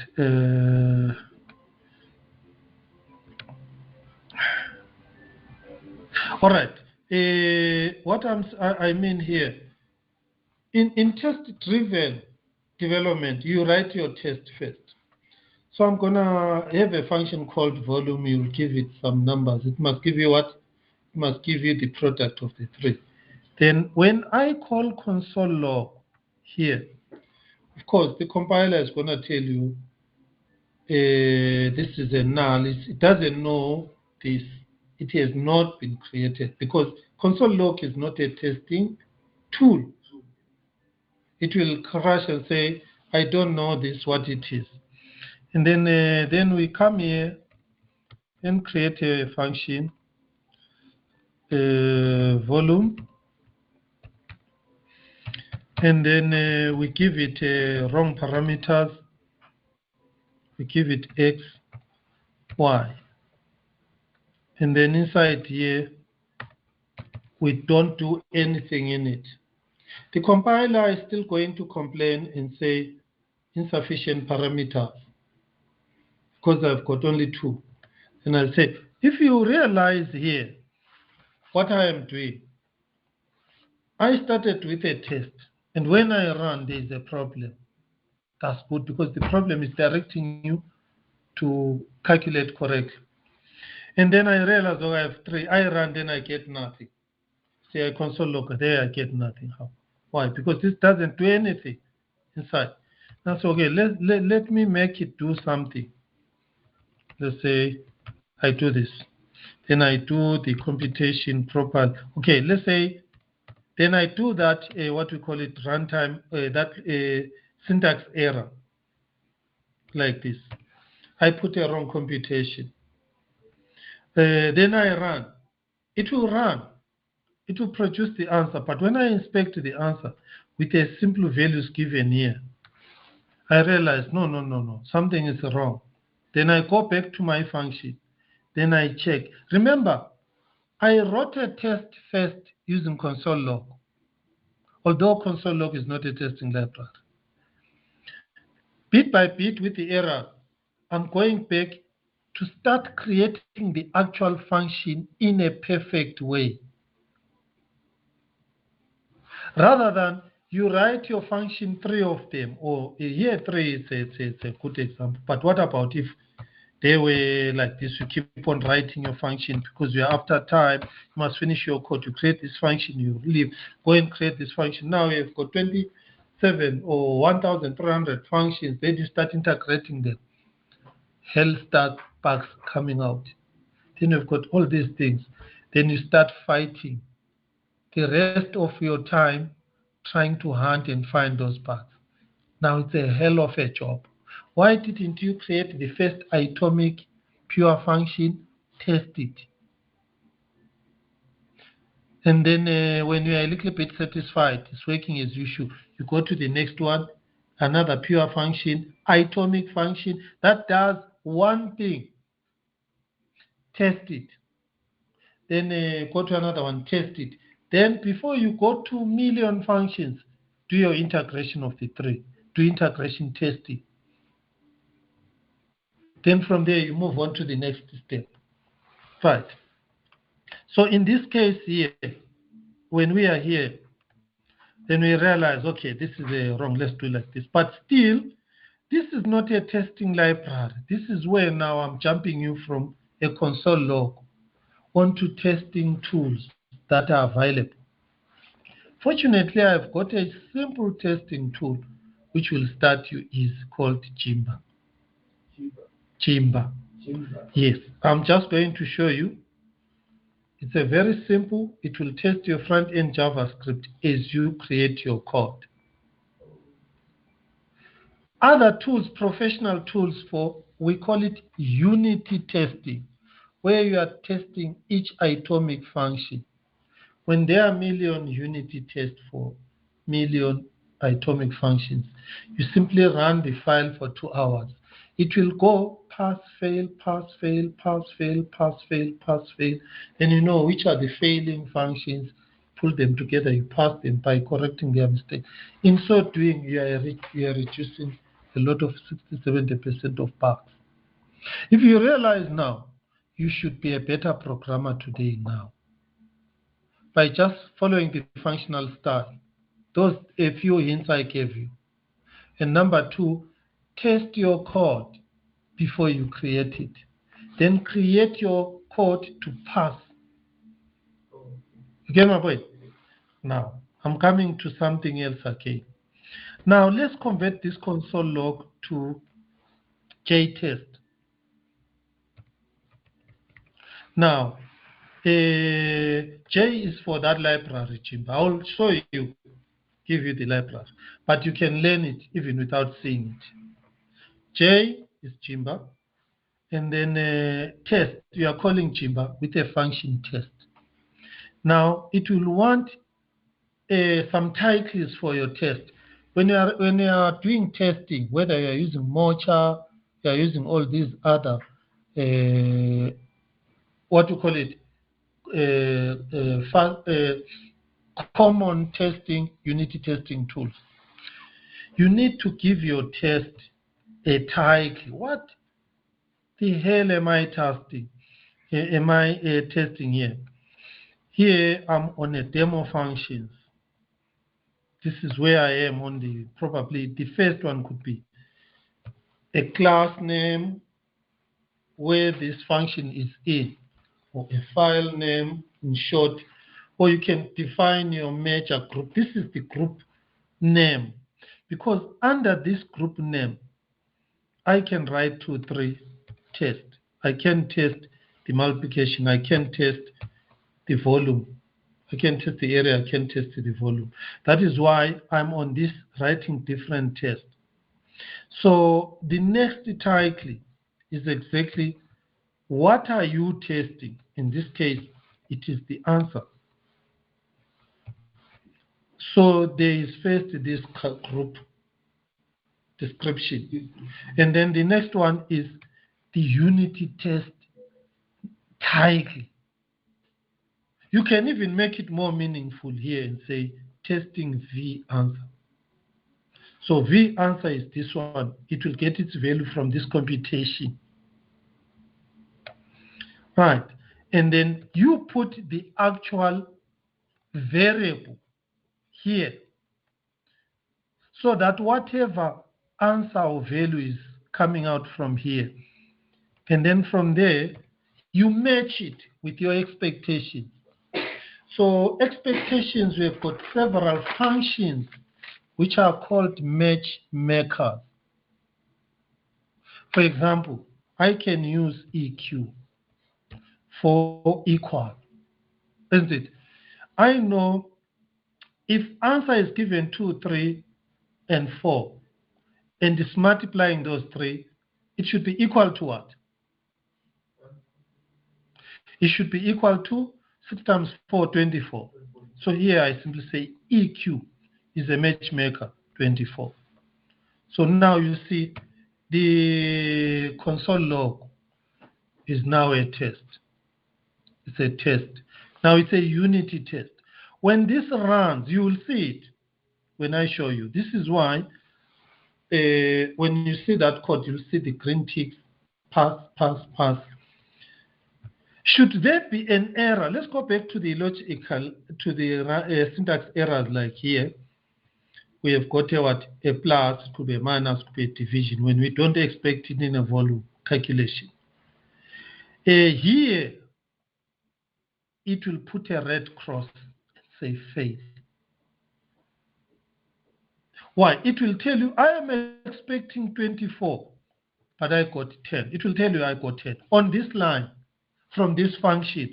Then you will say, oh, this function in this file, the value that came out here was 10 instead of 24. So you will see those 10,000 tick, tick, tick, tick.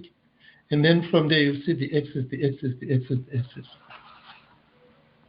Now, that is what is called a unity test. So now, if we are doing test-driven development using Jimba, before you construct your function here, you just call a function that you want to create and give it some parameters. And then from there, you write your test unity test. It's up to you. I prefer next to where you defined it, write your unity test there. It doesn't matter, you will see. Or you will write all your unity tests at the end of the file so that you only follow them straight, doesn't matter. Or you move all your unity tests, your Jimba unity test, like the normal testing, onto a separate file where you import this file with your functions, and then you call all those on a specific testing file. Doesn't matter for now, because I'm taking beginners to intermediate. All right. After this, when you go to other testing libraries and you do normal test on Cardano, whatever, it will not be a strange experience. I can assure you, it won't be a strange experience. So in an environment like this, I have written my unity test. What I have introduced to you is a very simple testing tool called Jimba with a function called test. Okay. I'm going to use this one for unity testing for everyone to use so that, our judgments are a little bit in the logic and thinking, not in, this one is using Mocha for testing, this one is using Kai, this one is using, what you call it, there's another one called V-test. Now, how do you judge these different tests, whatever? But if you are comfortable in using them, it's fine. But there is where they can't fit in. You are going to see. There is where, when we are using this Mocha, you will be still forced to use console log. And console log is going to upload your page. And that console log you will end up using it like a test where it's not supposed to be used like a test. Because as you are coding, you say, I'm going to write my test at the end when I have finished this. But when we are doing that, we are busy trying to test, to check the values. And then later on, you have already 7,000 lines of code. And they are all plotted with console log, console log, console log, console log. Then you have to choose which console log do you want. You go there, you delete it. You run, you say, now my code is fine. Let me remove all the console log. You remove all your console log. When you go to the test now, they run, they fail. Then you come back and say, oh, which functions failed? Then we are forced to go back and enter those console logs again.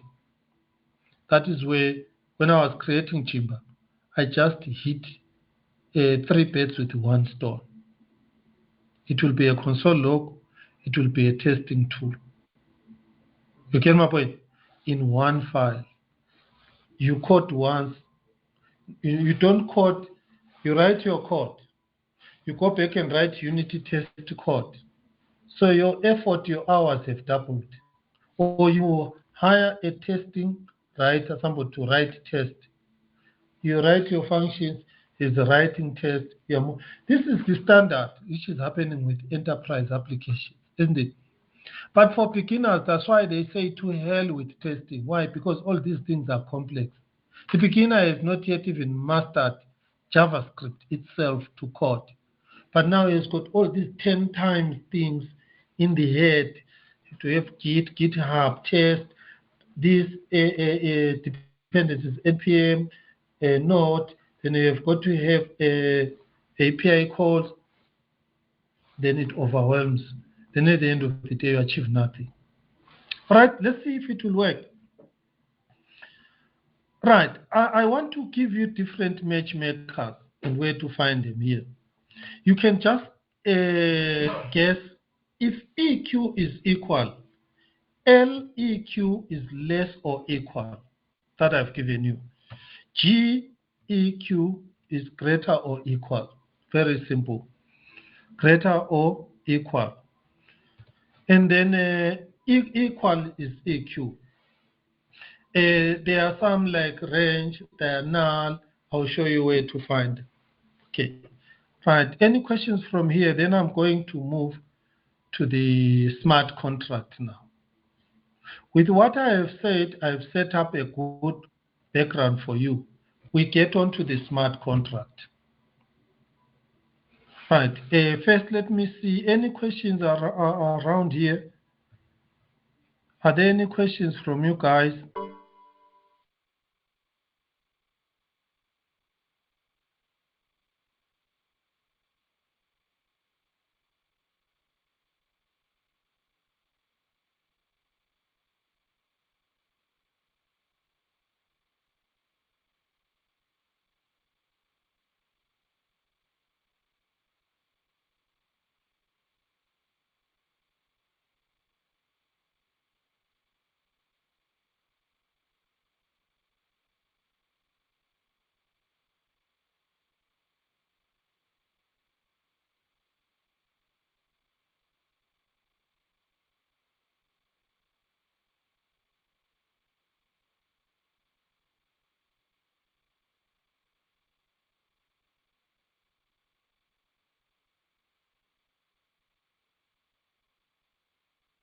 Yeah, meeting. Oh, yeah.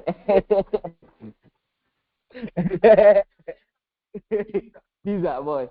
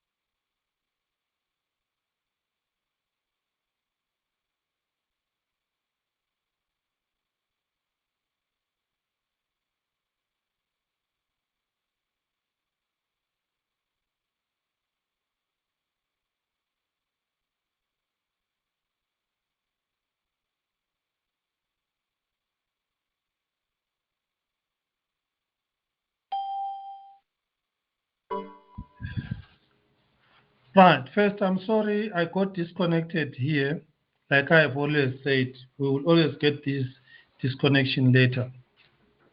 Right. I'm going to show you our next task now.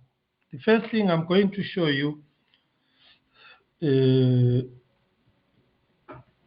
Helios code. Let me, if you go to Coxygen, here I go to this Pacman. Right. This is now, it's a simple one-page static file. Let me show you. Here it is saying it needs NAMI wallet. Oh yeah, let me share the screen, sorry.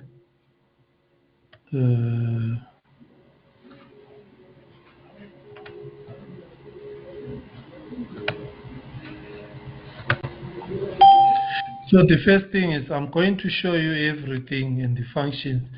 Then we are going to take a break. Then after the break, we'll dive into the actual code. Okay, then I'll show you. There are some code I'll just give you. You will use it the way it is. There are some code on your own. You can change or you can write your own. Okay, to make everything a little bit easy and interesting. Right. What I was saying is I just opened this Coxygen core, this part here. This is where it's a static HTML JavaScript file, but it is connecting to Cardano and doing those things that we are going to be tested on. But it's a single file, easy for beginners for me. Right. Let me, it is saying there is no, let me close this for now. It is just telling us that there is no wallet. So let me go to the extension here. I'm very sure all of you here have installed NAMI wallet. This one. So I've got my NAMI wallet there now. Let me just make this bigger. Let me go back to this and reload it. I don't know which account of NAMI this is on, but you can see this has already done A1. It has pulled up data from the wallet. It's a wallet NAMI. It has got this tAda and this address. This is what it has. And these are tokens. And then these are NFTs, proof of achievements. See, I'm delivering it. Here is one that I've shown you here. A lot of you have already done this before, and I have shown you this before. But I want you to move to this level and far beyond this level, as I showed you on the other side. The most important thing here, let me go to the inspector, console inspector. Some of you are seeing this not for the first time. They've already seen this Jimba testing results on the console log. So you can see here pass. These are each area tested, each area. And the moment I have got the results here that I have got three errors. I've got passes 24. How many functions am I having? I've got that init function, and I've got show wallet data function is tested twice. So this is the results of Jimba on this same page here. So I'll reload it again for you to see. So there it is. Right, I want to contrast this Jimba output. These are tests. Tells me this is a pass. Here started line, just taking that I'm running this first line. Here on Cardano window, it's a pass. This object has got values inside. So this Cardano window is on the NAMI wallet. Then this side here, you've got this J testing. This is the bigger description of the group. I've got 1J testing, 7J testing, 8J testing. But on this 7J testing, I'm testing show wallet data. On the next J testing group, I've got wallet essentials. On the next one, I've got wallet essential. But look here, I'm testing different variables. Here, you take so amount. You can see it's parting because it's greater than 0. And then here you've got wallet, and here you've got wallet. Then let's look at the one that is failing. If you look at this one is failed. There's a reason. Then this one is also failed. There could be some errors. It can fail things that are supposed to pass because it cannot interpret their content, especially if it's a complex one like this. Don't worry about that for now. Answer failed. Okay. Okay. Anyone with a question? All right. Let me just finish here. You see. Now, if I didn't use Jimba.test, you would not see this. If you were running this game, you would just enjoy running it like this. There, I'm playing it. Oh, it's working. Then I'll just say, okay, now, no, then the code is beautiful. But yet, inside the code, there are some failing variables and the functions. That is the advantage of these testing tools to use.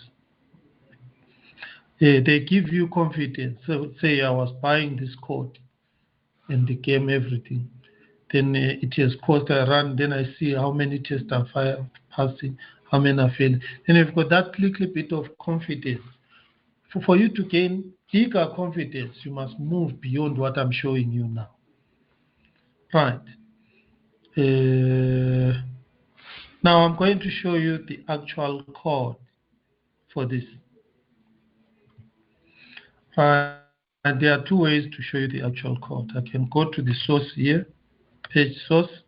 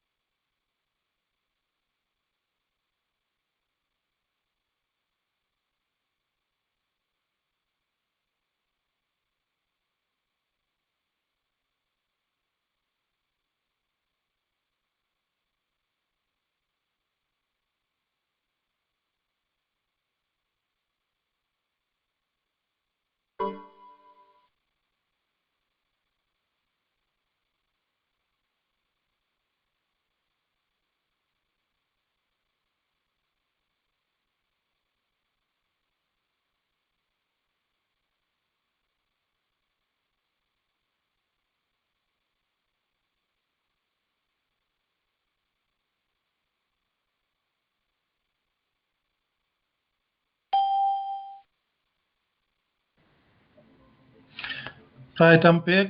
I want to check. Can you hear me?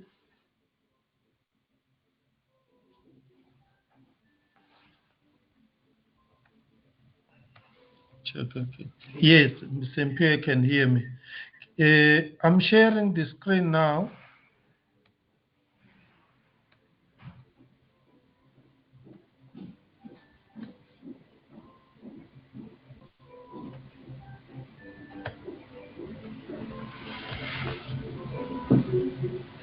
Right, can you still hear me, Simpiwe?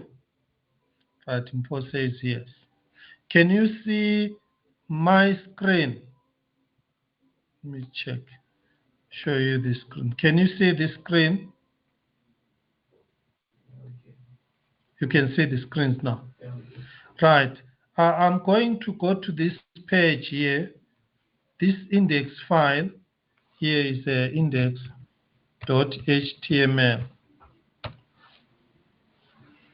It is here. It's just I hosted it on a cPanel. It is this file here. Right. You can get this file, but I've opened it here so that you can see it. All of you can see this. Right. Here I'm going to show you the Helios API and the Jimba library. And I'll show you the functions. It's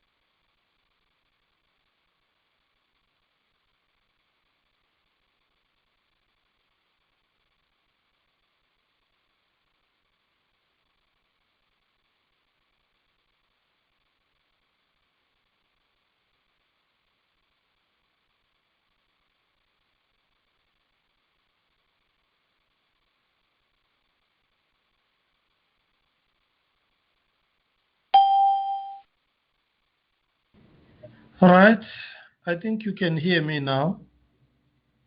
Type and let me know you can hear me. I've stopped that game, so now I'm just sharing straight. Please type there and tell me if you can see my screen. Or tell me, can you see the screen? Yes, yes, yes. Okay, here is the code. Check, is my screen moving from your side? All right, now I'm going to explain again from here. For this coding and these sessions and whatever judgment, all what you need is this code here, this code. These other codes, we don't need it. This is the code that I'm going to slowly explain to you. To connect to a wallet, read information from a wallet, we need the API Helios. This API has got functions that you see. These are the functions that we are using down there. The second tool that you need is Jimba. Here is the file Jimba. It's a library. And then in this library, we have got some switches to turn it off, to stop logging, to start testing or whatever. So this is all what you need. This is all what you need. The rest here are the various functions that you must create to get to get the outputs that I showed you. So, right, the first thing I will explain to you is the Jimba part. This one. Keep these as they are like this so that T is for run test. If you change it to 0, all the tests disappear when we run that file. So on that console log, all the tests have been removed. You will see the pass-fail, they all are going to disappear. Only the console log, remember here the log, the console logs, they are still going to show. But here R1 means run everything, console log and the test. So when I change this to 0, only the logs are going to show. So when I make everything 000, I have switched off the library. Then it will run your code very fast. And on the console log there, it won't display any test, any failures, any successes, or any logs. It won't display anything. So it will be like your code is on production, where you just need speed. You move on to other areas. But the moment you face a bug or something, you need to turn on your switch and see what is failing. Then this is the place where you do that. R1 means do all testing, do all logs. And then O, do the logs. Where there is j.log, it will run. And then T is for testing. Where you say j.test, it will run those tests. Okay. So that is how you have it only. If you only want to run tests and switch off the rest, this is what you do. You only come here where it says, show me only tests that fail. So it will only show you the red. The green are just going to be skipped. So that you can say, okay, I've got 7 failing, then you deal with those 7 quicker. Yeah, so that is the advantage of it. Then this part here works with the failing test. if you want to each failing test to see what we call the stack frame, the call stack frame. The first function that was called, then it was called the next one, up until this one crashed at line what. It was called by this stack frame to where it started, up until to where it failed, stack frame. This is what will show the stack frames. So that is all there is to it to help you get started and going. All right, let me put it back, and then let's start doing some code together. I need the functions to be on, this to be on. Failing only, no. Okay, so let me save this part here. Right, here is the first exercise for you. Let's go back to that, the beginners. On the beginners there, we said what? Connect to a wallet, display wallet information. So I'm going to pull out on this one and give you the functions that do that. Right, we have got this part here, which I called the prerequisites. Here, when you are pulling out your functions, you need to give what we call the maximum transaction fee, and then the minimum change amount, and then the network param URL, and then the minimum test ad. Do not change that. So this, leave it like that. And then the first function, this one, you don't change anything onto this. This is a helper function. Only thing that you need to know, it will convert hexadecimal to text. If you want something that is on a hexadecimal format, to read it in an easy way, you use this function. So where it is used, you don't need to change where it is used. The next one here is just to delay execution by milliseconds. When I call this and I give it 1000 milliseconds, it's equal to 1 second. It's a delay that I want there done. Because there are some API calls that you do, and you want to delay so that when you proceed, the results are back. So this way it's used. Yes, asynchronous. So if you want to see where it's used, you just say F sleep. So you can see here, there's only one version of sleep. So which means this one we can comment it out, because there's only one version of it. Right, we have got here wallet essentials. This file is the first function I'm going to give you. But before I give you this function, I want you to see its parameters. You give it selected wallet, and then you give it the UTXO amount, the default UTXO amount.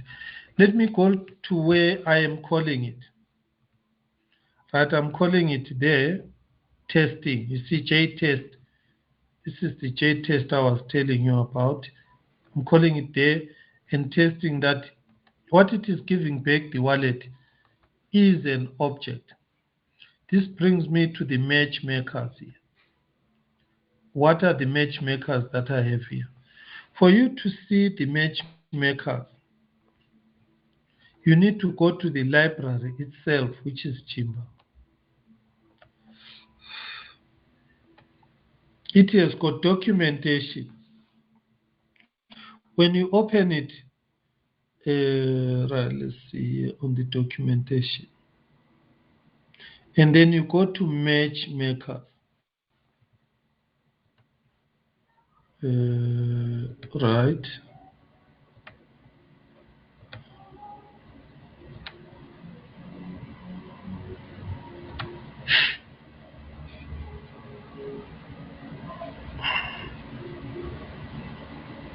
Comparison methods. These are the ones, the matchmaker.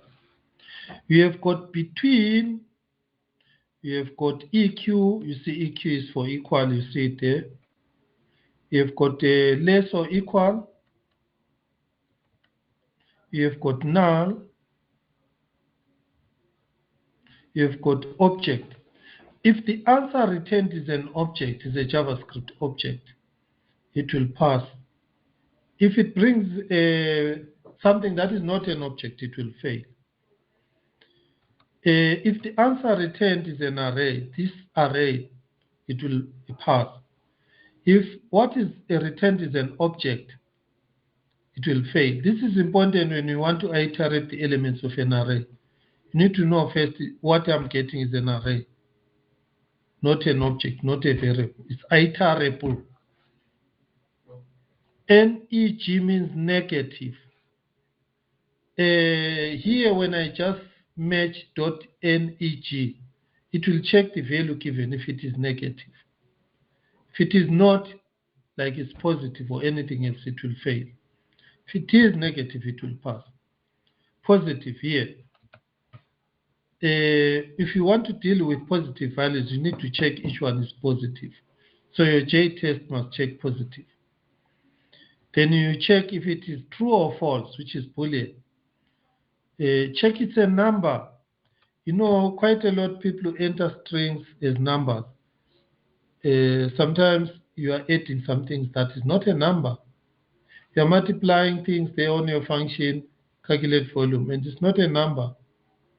Then they have a class, but you can check it's a number. Then you multiply going for. You can check it's a number, yes. Then is it positive? Yes. Then multiply.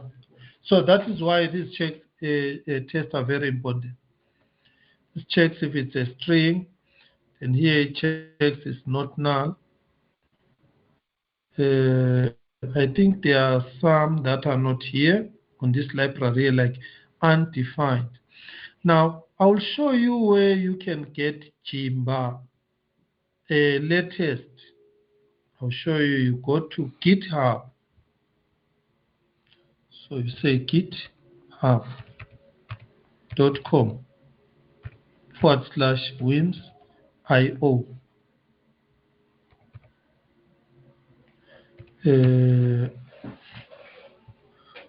This wims.io.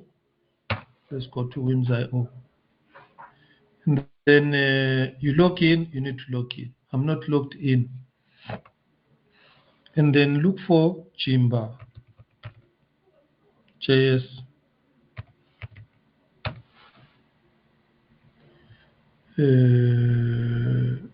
Didn't come out.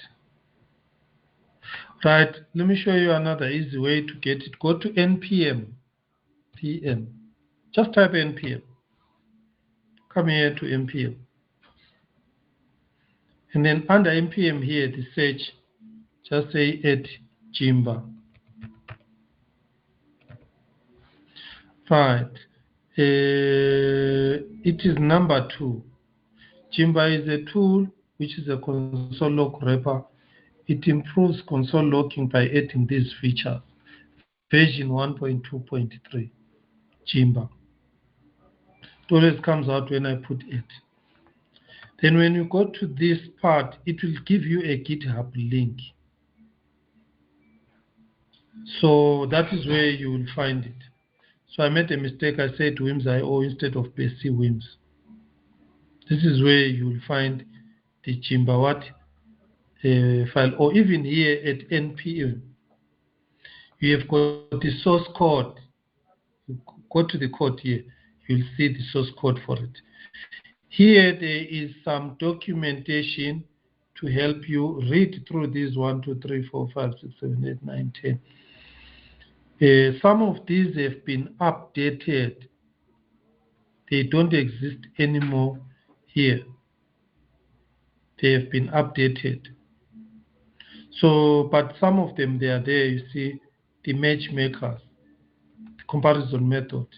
You can see that it is there. If you want the latest, the next coming one after this one, which is version 1.24, go to the GitHub. Under the GitHub, you say Jimba next version. Right, this one you can see is 1.24. This one has got the updated matchmakers, and it has got some examples of how to write your test. I've got something here, and then you want to test it. JTest, there it is, JTest. All right, here are some examples. I've tried to keep it today. If you find something is not working or is bringing something you do not expect, then you are with me, just bring it. Then I can test it, then upgrade it. What is important with this 1.24? You can use this one. You can copy this code like this because it's very easy. And you go to your Jimba, this one, and you paste it. And then start calling your test here and running your test. Okay? I have explained to you the Helios and the Jimba. Where are you going to get the Helios from? Use this one that I'm going to give you. There is a latest version. It might have some changes that will break and cause you nightmares and delay your writing of code. Okay. All right.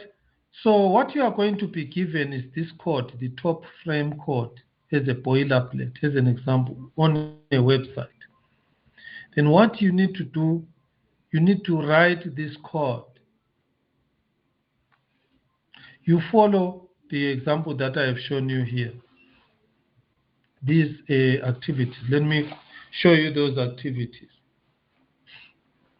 Given this page, like I give you this page, I can zip this whole page for you. But sometimes when you try to run it, it might fail because your NAMI is not installed. Get a NAMI on a browser installed. What I will suggest is when you run it for the first time, comment out where I am calling the code down here. Comment this out. Take it out. Then start by number 1. Mint NFT. This is going to mint an NFT. Then you go to the function mint NFT. There is the function. Look at the parameters that are there. And then look at this. This is the JLog for logging, not for testing. Then what I was showing you is, look at here. I've used const all the way. I've removed everything that had var, or let as much as I can. Up until the end, you can see. Also make it a practice to do that. Right. Try by all means to break your function to do very little as much as you can. If you can't, then let it run and give you the results. So like in this case, this code here, it will mint an NFT when you give it the wallet information, the name of the NFT you want, the description of the NFT, the image URL of that NFT, and then the prerequisites don't change anything. We wrote them on top. So for you, what you need to learn are these steps here. Okay, these are the values that you need. When you go down here, this part here. This you will never change. It will always be like this.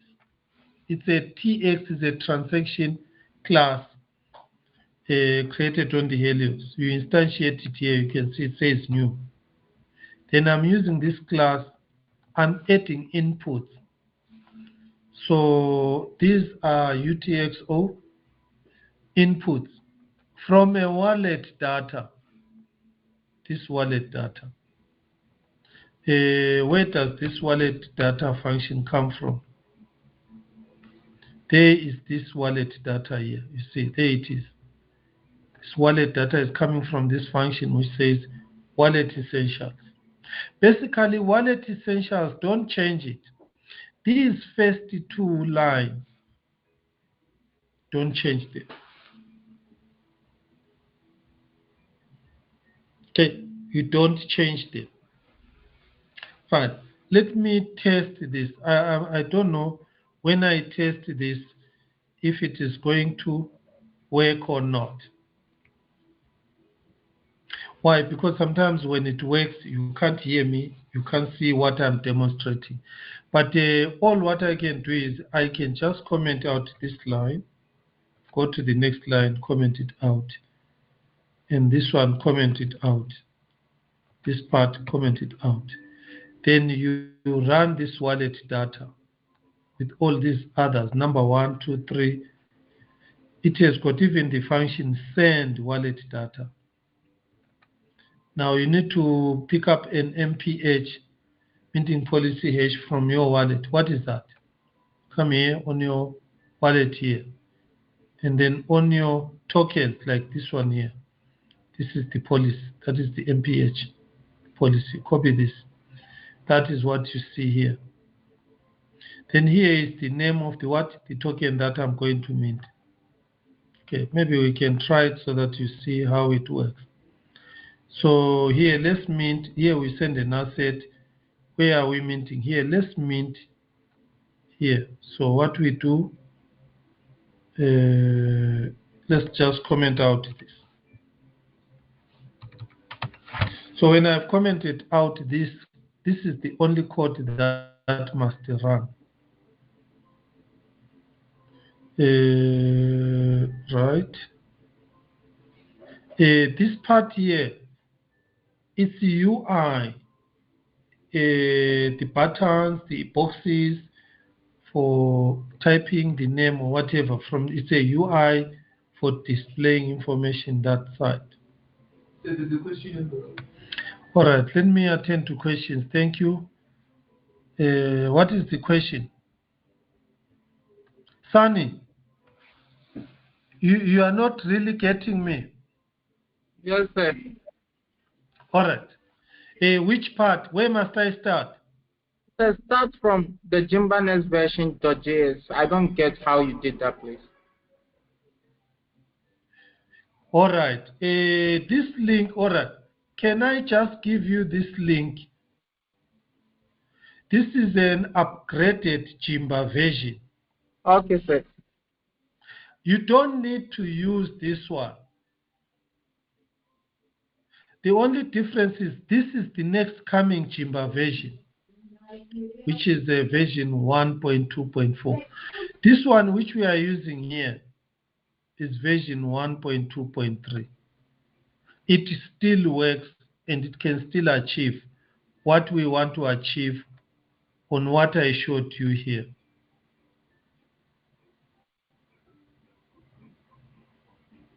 So what I showed you here, for beginners, A, 1 up to 5, it will work. What I am going to be giving you a tick for is, have you tested your code? So I look at your code, like this is the source code that I wrote. Okay, this is the source code that I wrote. Let's say, let's go to the first function that I wrote, init, this function here.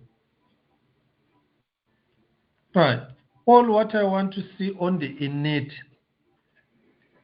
avoid using var and let. I did avoid it. At first it was full of var and let, it was running. Then I went again, see where I can eliminate it. Then I eliminated it, it is there. So basically this one, for all of you beginners, just keep it as it is. There is no need for it to change. I can explain to you all what it does.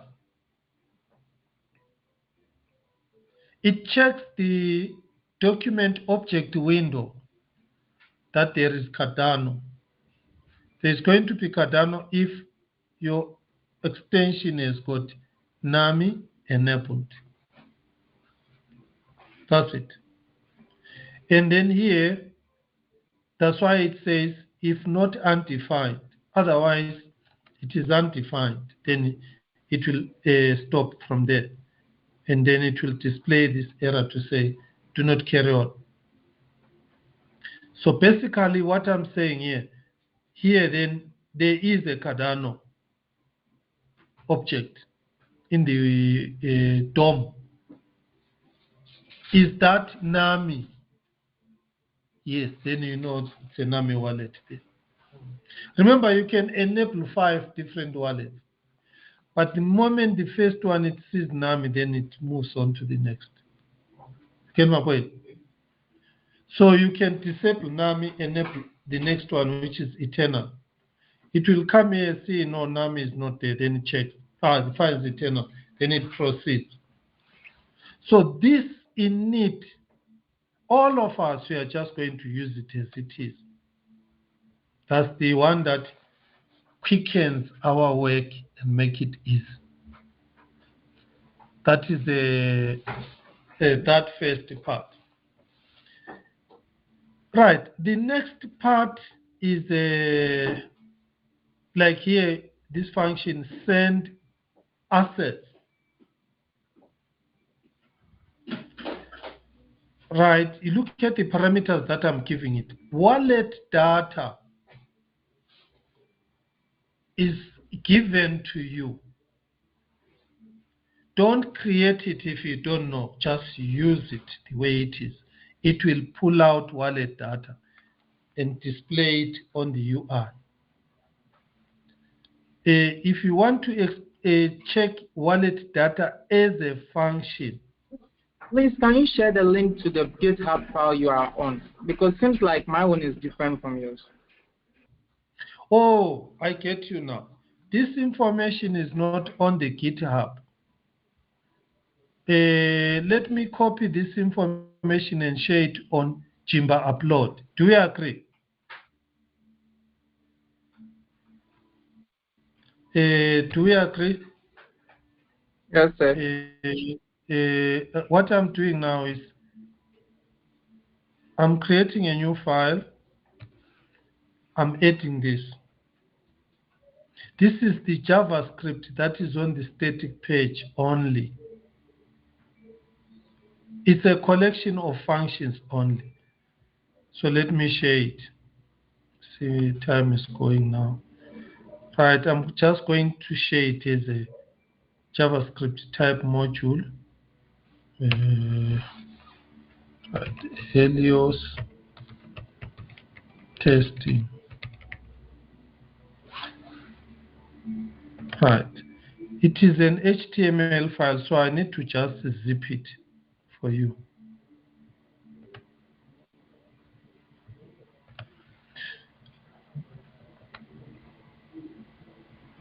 Let's go back.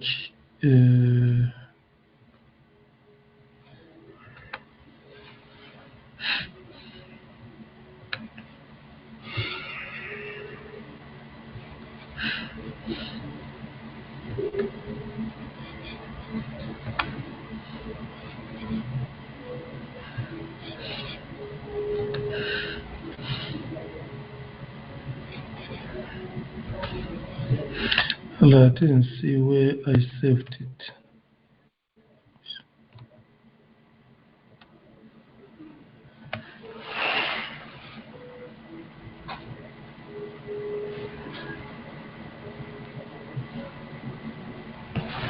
All right, let me save it again. You can see there it is. Okay, there we go.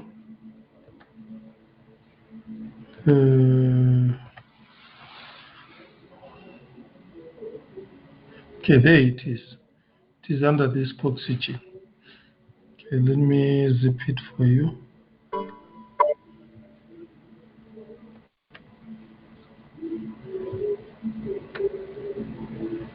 Yeah, there it is.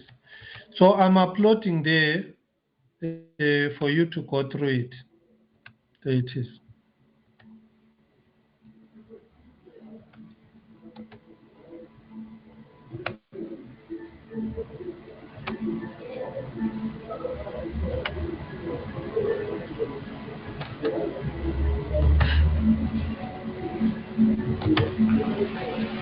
So that code that I have given you, go through it.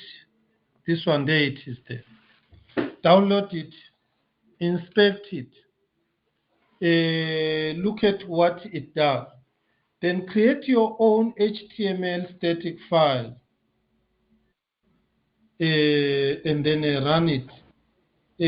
Comment out the functions and then step through each function, testing it to see it works. Okay, so I create a static HTML file. Yes. Then I connect, then I link it to the script. The JavaScript. The reason why I'm not giving you this folder is because there are too many other JavaScript game files that are going to confuse you. Okay. This, if you put it on an HTML file, this on itself, you put it on an HTML file, it will run. If it wants some UI patterns and input boxes like this, the code that wants to display to the UI, you can comment it out. You can basically do this without all this, looking at your results on the console log. All right. I don't know how quick or shorter I can do it, but this is what I have managed to get for you. Right, let me test it for you.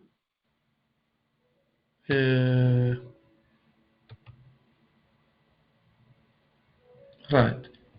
Let me come this side so that I'm going to remove all this part and all this so that I run the minimal part of this code. So the first thing, I'm going to take out the UI. Can comment out UI from here. All those elements that I was adding here.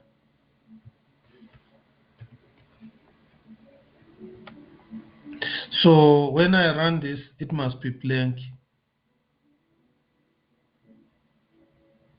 Right. You can see now on the UI, you don't see anything. Now it is asking me to sign to allow the connection part.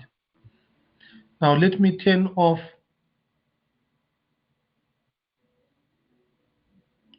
so that code is fitting the UI with some values. That is why you see that it's blank now, it's not showing. Right. Let's go to the next one where I comment out those console logs.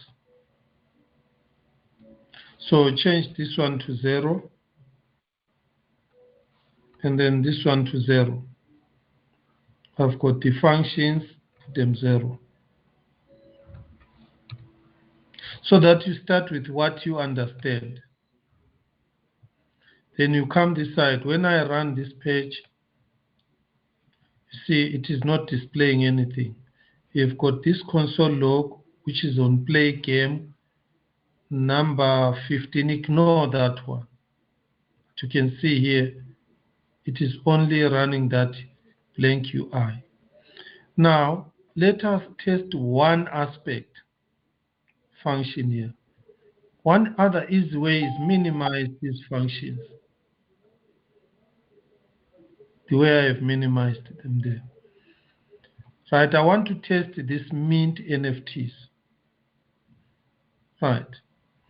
So I go down here under this function, add event listener. When the document is loaded, there's a question. Right, yes, ask your question. What is the UI? The UI I'm talking about, it refers to the patterns that you see here. When I uncomment it, you are going to see those yellow values being fed onto the UI. So I commented out, then you don't see it's blank here.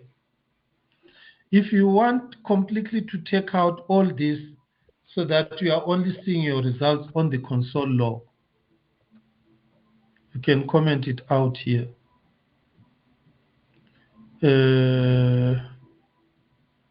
Right, you'll see this div. This is for the sound. You'll see this home. Then you see this panel. So if I take out this, let me take it out so that you see. Even the image.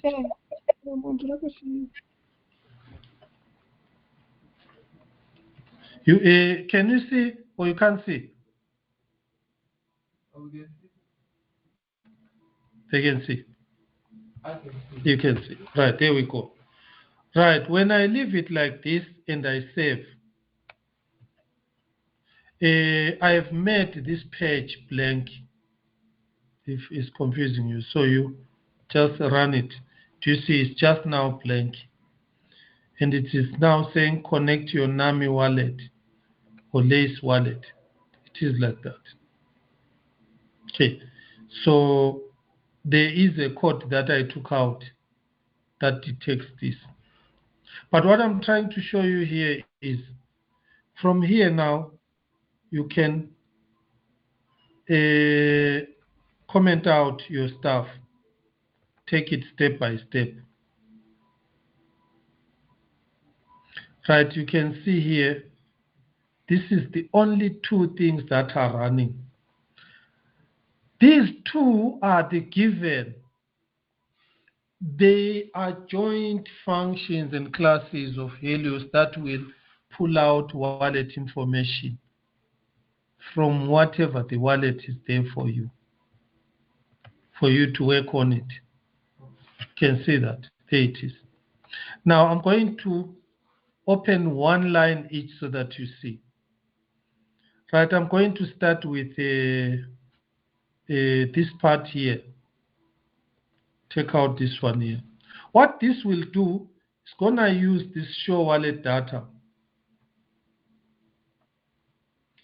and then give it this wallet data and this, and then it is going to be displayed by the JLog. It won't show on the UI because I took out the UI, but you'll see it on the JLog. Now remember, for you to see this thing on the JLog, the O part must be 1.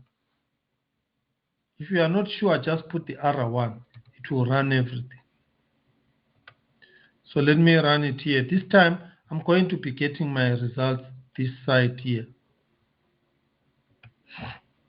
So there we go. You can see that. There you go. So I'm getting the results. You can inspect. There is the balance, which is 400 ADA. If you go to the wallet, here we've got 10,000. So where am I getting this? I'm saying this is greater than 0. The UTXO amount. You see, the UTXO are up to this. They are more than what you see there, which is 10 ADA. Or is it, am I right or wrong? Play around with it. You can see here, this is 10,000. Remember, say you can start multiple accounts. Which one is exactly? Oh, you mean this, what was that error? No, yeah, or it says 4,000. Oh, yeah. That amount, that one. All right. If you want to see, for example, these, because these are logs that you can see, I suggest you can turn this MO to 1.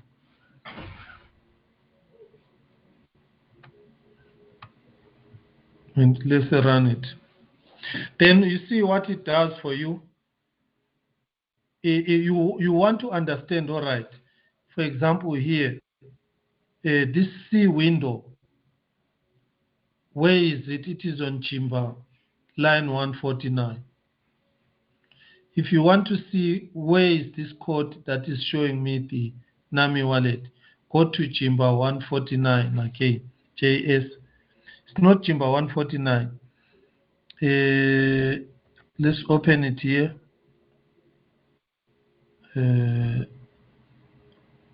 Sorry, you go to this 369. I don't know why it is saying anonymous. So these are the numbers where it is being called from. Okay. They will say past 4,000. Right, let's go to past 4,000 here. All right, let us go to here, Jimba test. Right, the 4,000 past 4,000 is greater. See, is expecting a 0. All right, let us go to this line here. This is the information we have. A Pacman Cardano line number 71. So let's go to this line 71 here. Here. And where is the line 71 here? Right, do you see here? We checked, we have got the wallet. Under the wallet, where is that information? Says it's an object. This is an object. Then it displays what is inside that object. No, that one is not. It's a little bit confusing. Let's get back to it. Let's go to this one here. J testing. You go to UTXO. You go to show wallet data. UTXO. So you go to this. So here it's on wallet essentials. Close this. So then you go to show wallet data. Then you open this part. Then you go to UTXO where you are testing for UTXO.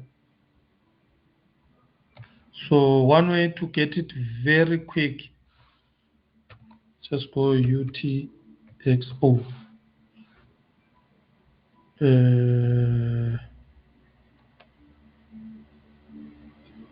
Right, there are so many UTXO here. So the only best way to get it, UTXO amount.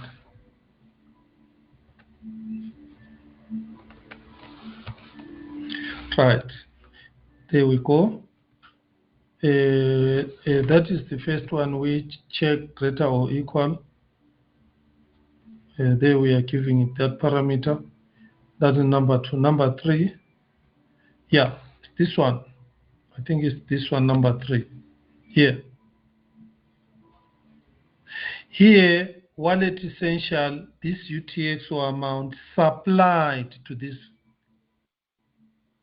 is that 40,000 or 400, whatever, 40. Is it 4 ADA? Greater or equal to 0. Where do you see it? You see it here under here. Do you see there it is, the minimum ADA. Right. If you want to see where this was passed on to, you go to this where it was called. It was called down here. When I called it down here, we give it this prerequisite minimum test ADA. Yeah. So basically this you don't change. It comes with itself internal introspection of its members via the JLog. That is why you see these outputs. The best way, if they are confusing you, just turn off locking. You can write your own functions to trace it step by step.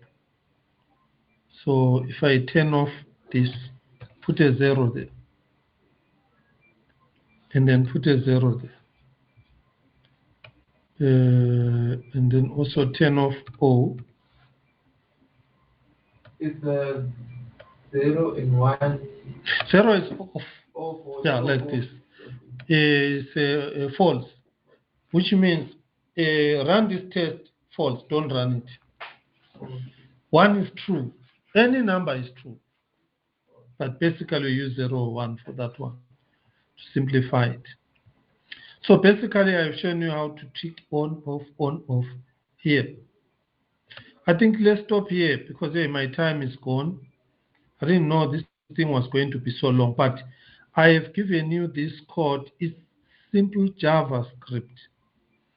A lot of things that we are going to see here, for example, let me open Wallet Essentials. Under Wallet Essentials, we are going to see things like Cardano window. What is this? Where is it coming from? Wallet is enabled this function. These are APIs found on Helios. They are here. We import them here. CIP is a class. It has got its functions inside. Yeah. And the way I put it, it works. It just works. Let me just mint a token, then stop there. If it confuses you, I just want you to see it works. So I just go down. This is mint token, where I've got mint token here. But I've got the information. That is the 0 part. So I can unlock this code. Right, we've got an asset here, and then we've got these functions here. Then I've got image URL. Then I unlock the function that says mint tokens. Let's run it and see. Just let me run this here.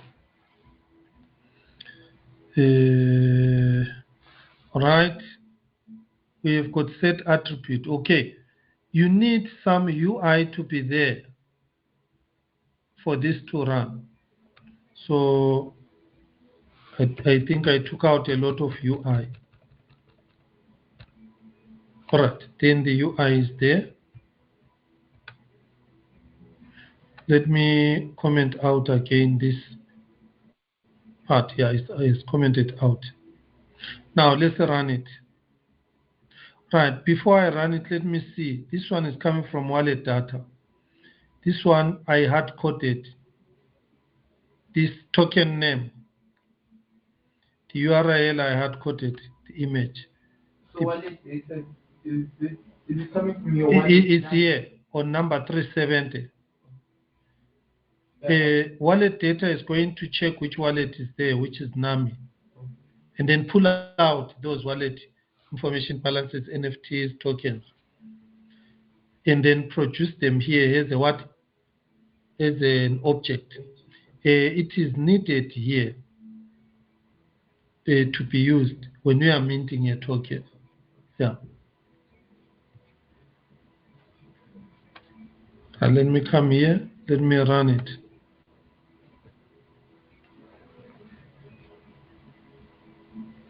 Right here it says error cannot read properties of a null. Reading UTS-0 271. Okay, let's go to 271.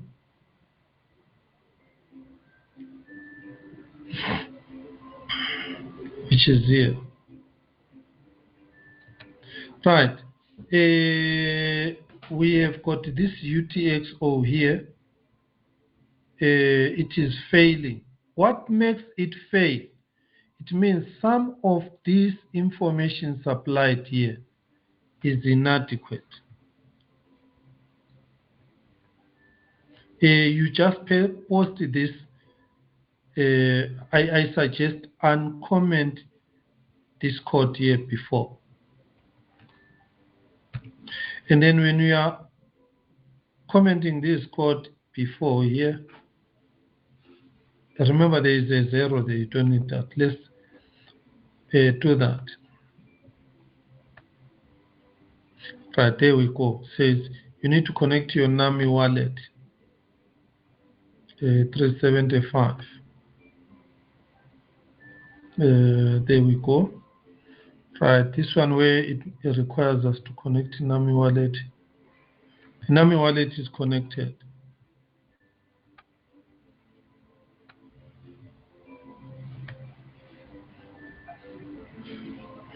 Right, in a promise, asset is not defined.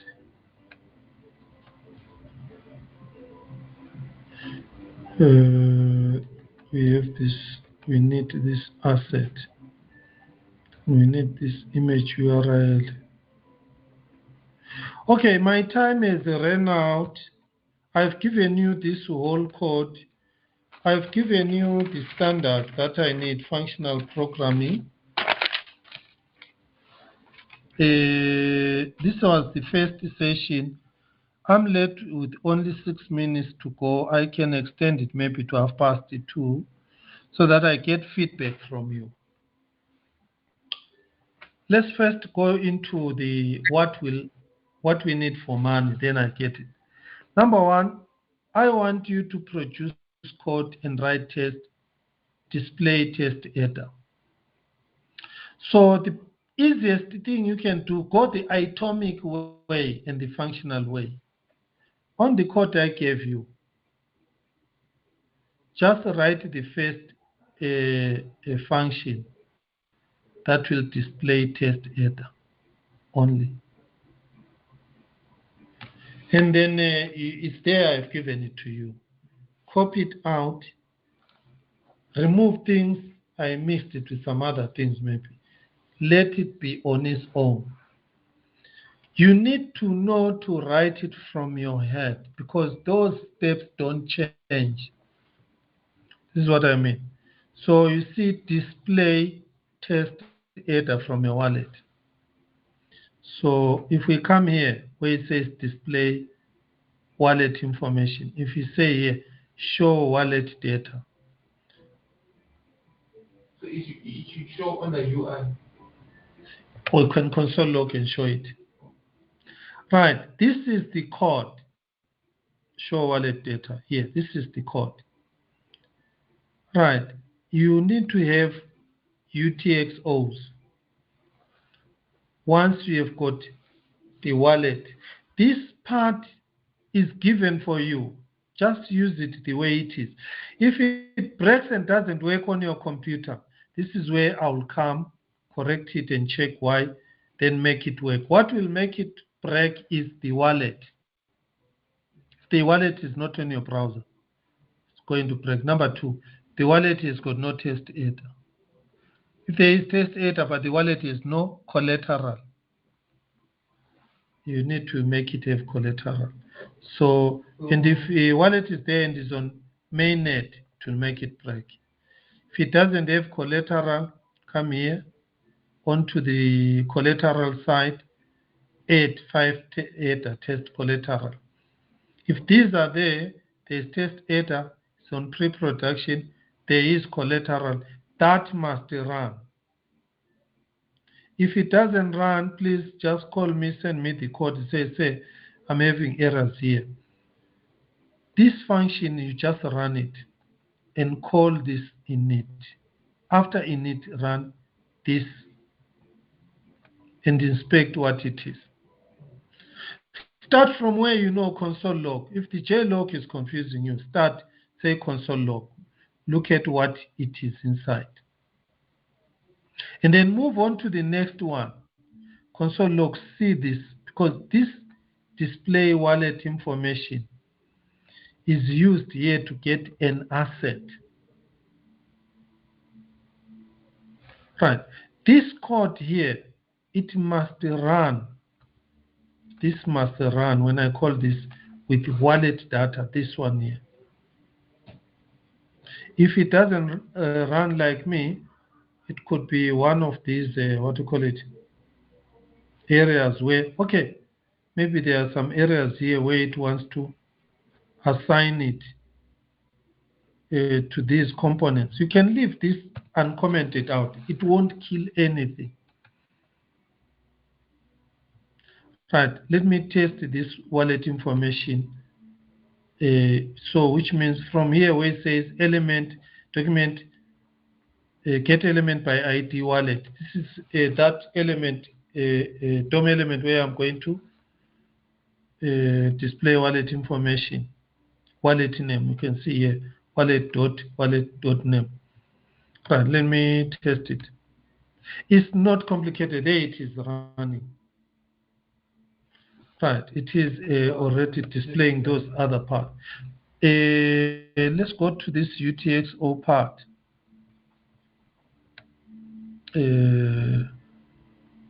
Right, it is on 387 and 271. 387 here. Oh yeah, it's caused by this call here. And then inside here, let's go to 271.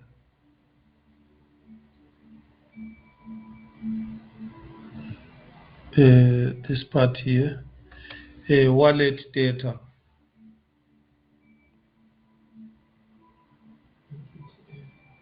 All right, the wallet data that I have here is supplied here from this function here. So let me comment it out. We check this wallet data just using console log. I don't know, this thing will be so much, but it might look overwhelmingly that no, we are not going to be able to use it. It is not as difficult as you might see it because we are seeing it for the first time. Right, yes, that is why we did have that error. You can see wallet data is coming to null. No. So this part here, it is producing null.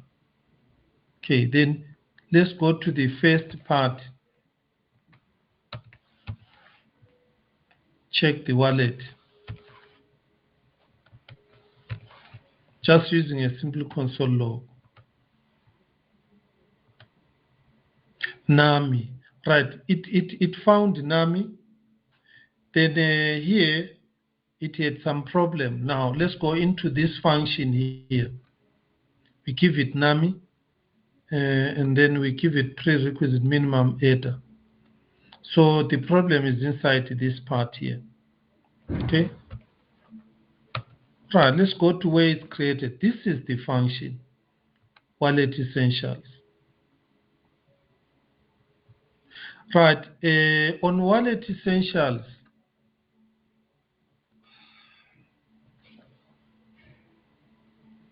right, let me check one more thing. 1, 2, yeah, there are 2 parameters there, and they are fine.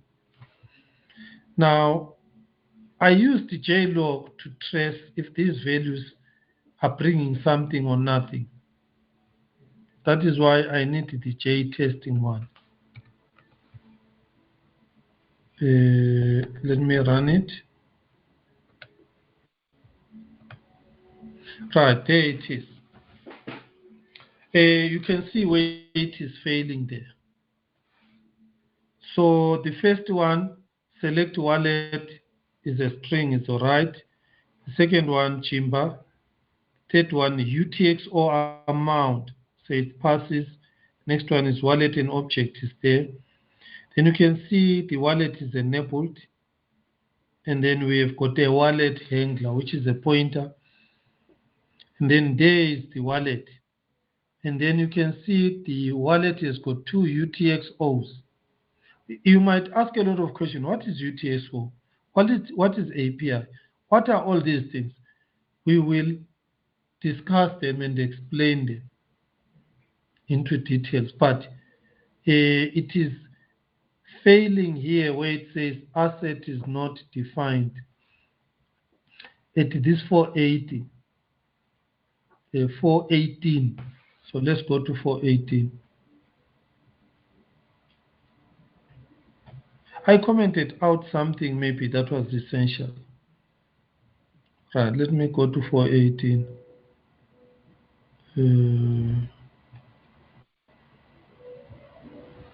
Right, there we are, here.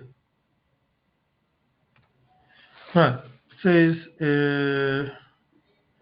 Right, metadata, color yellow, asset. Right, this I'm assigning asset and is not defined. Yes, that is why it's crashing. I commented out this asset here.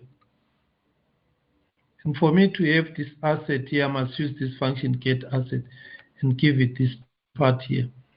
So I will need to comment out this part here. Then this asset, let's run it. There, fixed. There you can see even on the wallet is displaying the NAMI, balance, all that information is there. So I told you everything is here and is working. The reason why it was crashing was this part here. So let me give you a simple advice where to start. Leave this section const element name on. Leave the last part on, this one, leave it. Don't comment it out. And then leave the UI on. Why? So that you can play around with what you have. Now, in our case, we want to mint an NFT. Want to test by starting, okay, let's start by minting an NFT. Then we uncomment that one out. Then we run it. There it pops a window. Look what it is saying. Details. It is going to mint an NFT. There it is, the NFT. Now let us actually mint today's NFT. So I'm going to mint an NFT where all of us are inside. I'm going to show this. How do I take out this one here so that I see everyone? Ngabakazi, mute your, it's muted. Now let me check how I can have, all right, let me check the view. I need to change the view. All speaker view.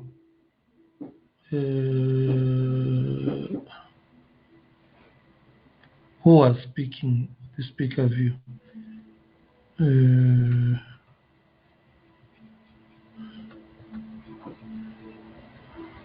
Let's minimize. Okay, let's go. I want all of us to be there. The gallery view. Why is the gallery view? Maybe it's oh yeah, it's because I'm sharing. If I say pause sharing, let me stop sharing. And then I come here. Yeah. Let me go to the gallery view. I'm going to mint an NFT where all of you guys are there. Are you all there? Make sure you are there. Have I left out somebody? 1, 2, 3, 9. Ah, there we have got 1, 2. How do I get everybody here on the view all? Why is it only showing me a few? I can mint 2 NFTs for some presence here.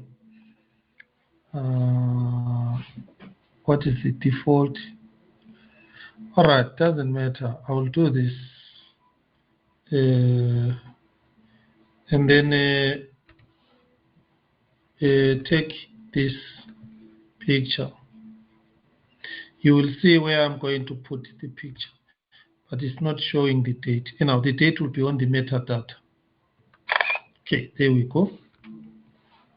Where do I save this picture? Do we need this picture? Let me just save it somewhere on our Coxygen. Okay. We want also the other ones. We are going to mint 2 NFTs, but normally it's better we mint 1. Right, let's go and run the second group, this one. Am I right? Should be right.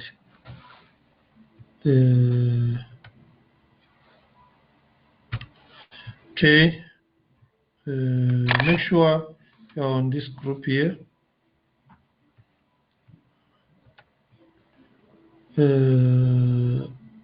Right. We've got 2 images. To be nice to mint an NFT where we are all in one, which is good. So in this case, I can create 1 picture. I can just copy all of us here. For an NFT, you need an image or an icon for that NFT. Okay. Let's download it. Then you just share. Then now, let me share my screen. I've got everybody now.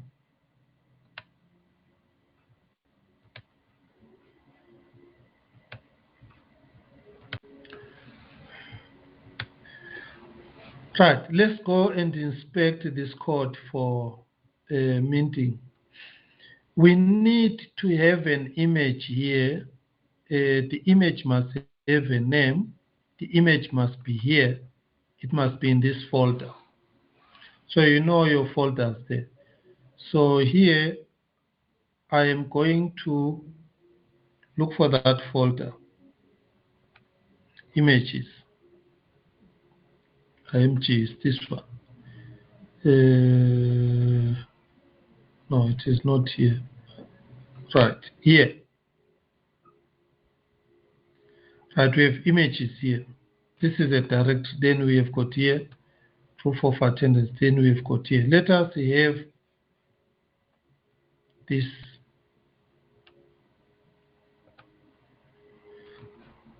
like it's our register for today. Right, go to the folder. There we go. Then I'm going to give it a name. 08072024 POA dash of attendance Coxygen.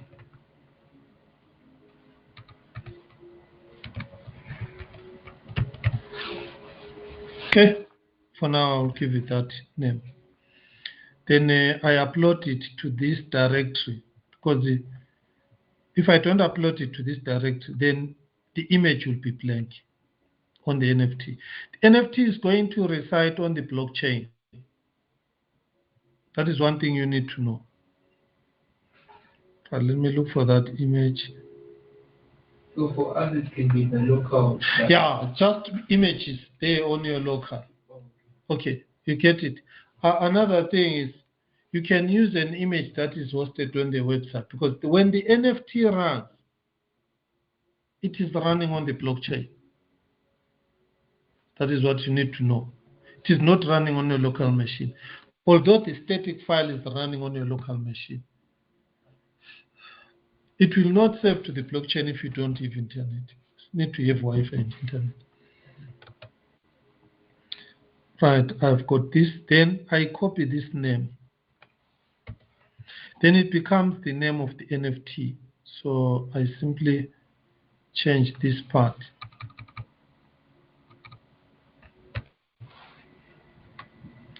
The rest, you leave it like that. Now let us change the title. Right, Coxygen.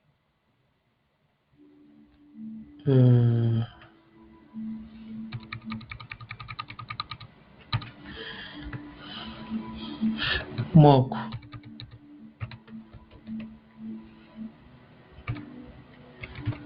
Hackathon. Proof of attendance. And sir, yeah. Files that you uploaded on like you said, you can download, right? Yeah.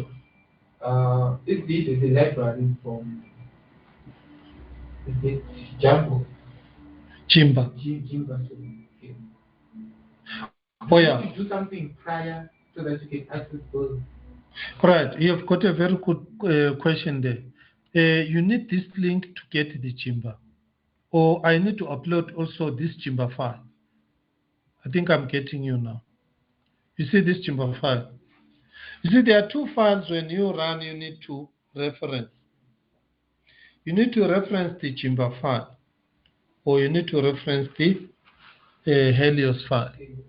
Those are the two dependencies you need because the other one is the API, the other one is the testing tool. You need those two. That one I gave you is the script, the JavaScript. A script tag that you put on your page where you write your code. It's where now you are going to go through and write your code. I'm trying to make it simple, but I don't know how simple it is. You can tell me. All right, I have given this part here, then I can copy the same information, put here and say there are too many people, I can't write their names down.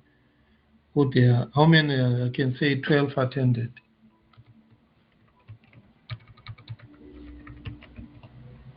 Attended, okay. And then maybe I can put 0807 dash 2024. Right, there is the image. That's all what you need to mint an NFT.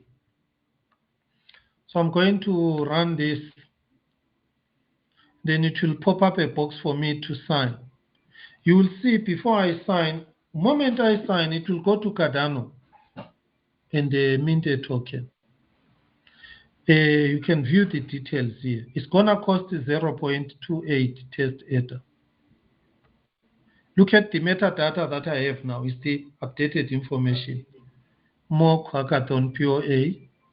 And you can see even the date for today. Then now, right, let me sign it. That's the interesting part. Okay, because I removed some of the UI, says the image URL is not defined. Okay, which means I made a mistake somewhere here on the 2x is not defined. Right, let me see. What mistake did I do?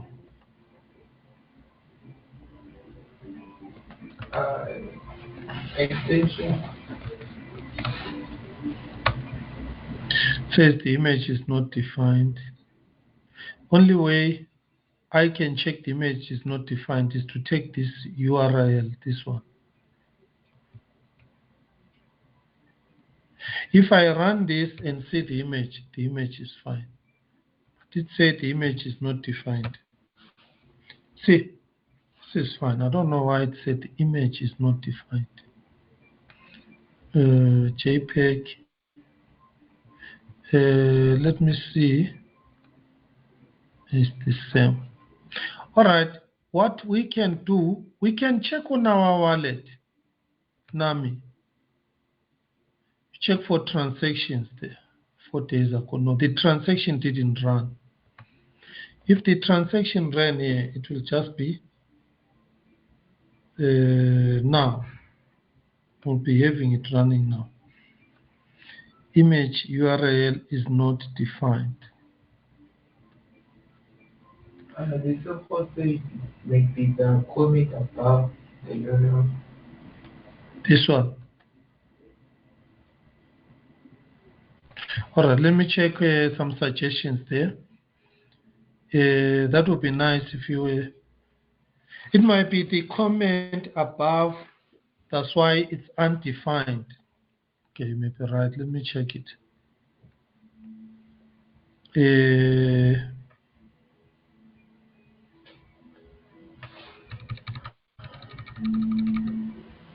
Right. If you get error, you can go back. Let me just do this. Look at the original that was there. original that was there, it was that. Proof of attendance.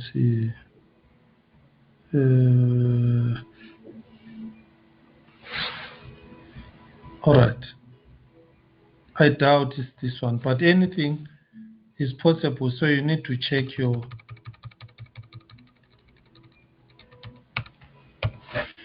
let's run it using this.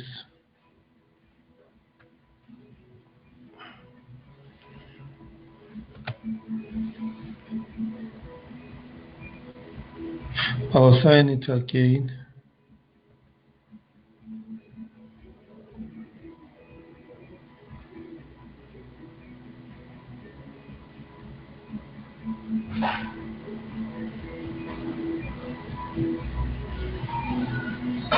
All right, let me sign it.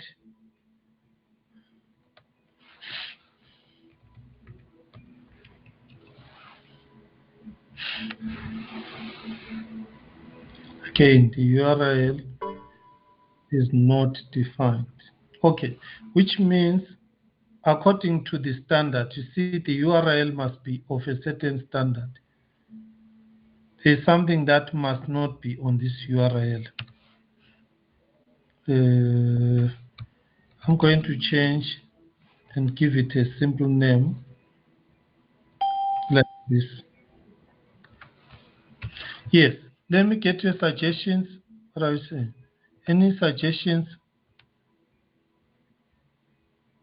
The image URL. Lisejo, is it wrong, the image URL?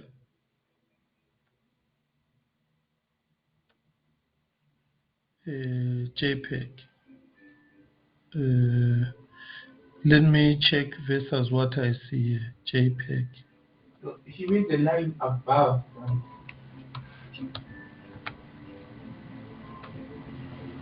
Another way is just to copy this one.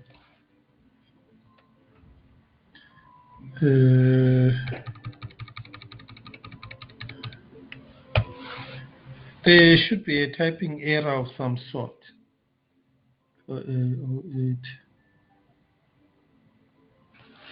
So there could be a character that is not expecting, because there is a format for this. Okay, but it's a very small problem. You shouldn't even worry about it.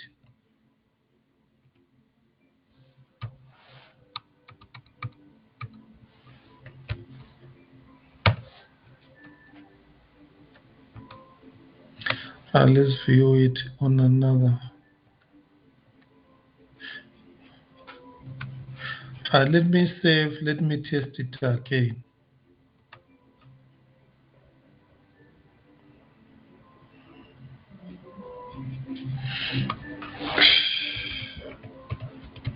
If it carries making mistake, then we leave it. Image URL not defined.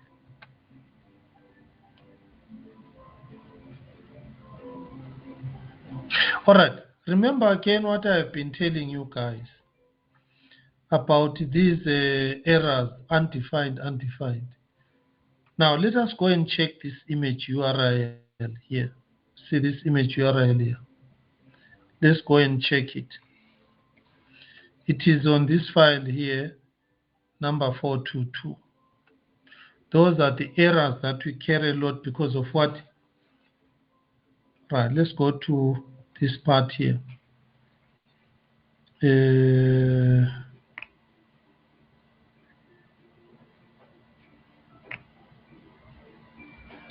Right, where is this variable defined? Yeah, now I see. Do you see here this variable? Let's trace it where it comes from. It's coming from that, and then we check it here. Aha. Do you see where we have a problem? I don't know. Do you see where this image URL has been commented out here? Yeah, that's what he meant. Oh, this one. Asset 3 dot replace, then replay, yes.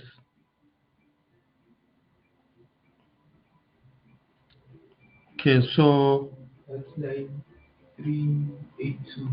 That's the line sheet. okay. Yeah, okay. I didn't get it. Sorry for that. To me, it doesn't look like it was supposed to have that error.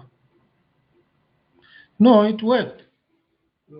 Yeah, because the moment I look at it, this image URL, I'm not using it here. I'm not using it there. Even if it is crashing, because on the URL where it is being assigned, because look here, this const here is not used in this function that I am minting the token. So now I have minted 2 NFTs. But now I've commented out so that this error goes away. I told you this error was a very small error. Because here on this demo, I hard-coded the URL. There it is. I just hard-coded it. So what happens now? If I come here and I click, then I've got Coxygen proof of attendance.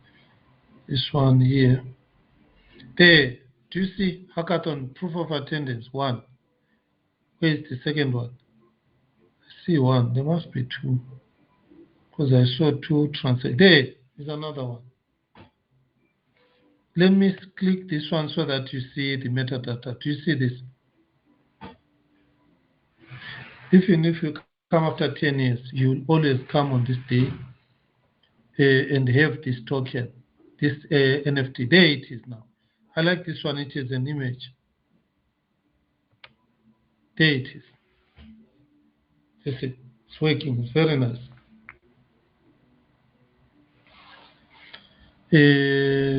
All right. Let's call it a day. So what I have shown you here is this. It works. The code works. If you have got some issues with it, don't worry. It's a matter of you just post on the group to say we have got this challenge here. There it is.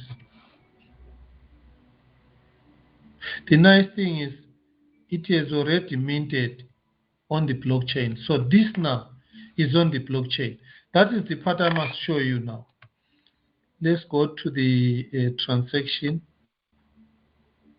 here, transaction history. We click this first one. Go to this transaction ID, transaction history. Right, you see now we are on the pre-production Cardano scan. This is the blockchain. It is not a database. The actual blockchain, but on the testnet side. You cannot take out what we have done now. You can't change it. It is there forever. So it makes it possible for another app to check where these people are available today. And then that app can then carry on pay those people. It can count how many times you were there. But we need to improve the metadata. Because on the metadata, let me show you here. Let's go to the actual, this one NFT. And let's go to the UTXO. Where is the UTXO now? Mint transactions. There we go. We check here. Right. Yeah, this is what I'm looking for. Here on top, you can see those 3 colors. The blue,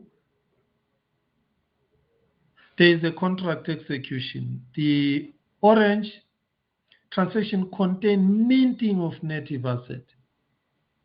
Then that purple contains metadata. Then I click, I come here. Do you see 721?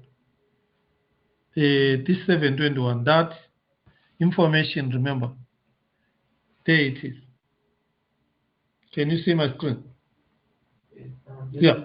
So you will see there on the metadata. On the metadata, I've got a name. I've got a description. I can add the list of people who attended. Here I've got 12. We can add, I don't know how easy we can, on this metadata, we list down the names of those that are there. James, Mary, what, all of them there. Why? Because if I want another app to come and say, this person attended on this day, pay him 58.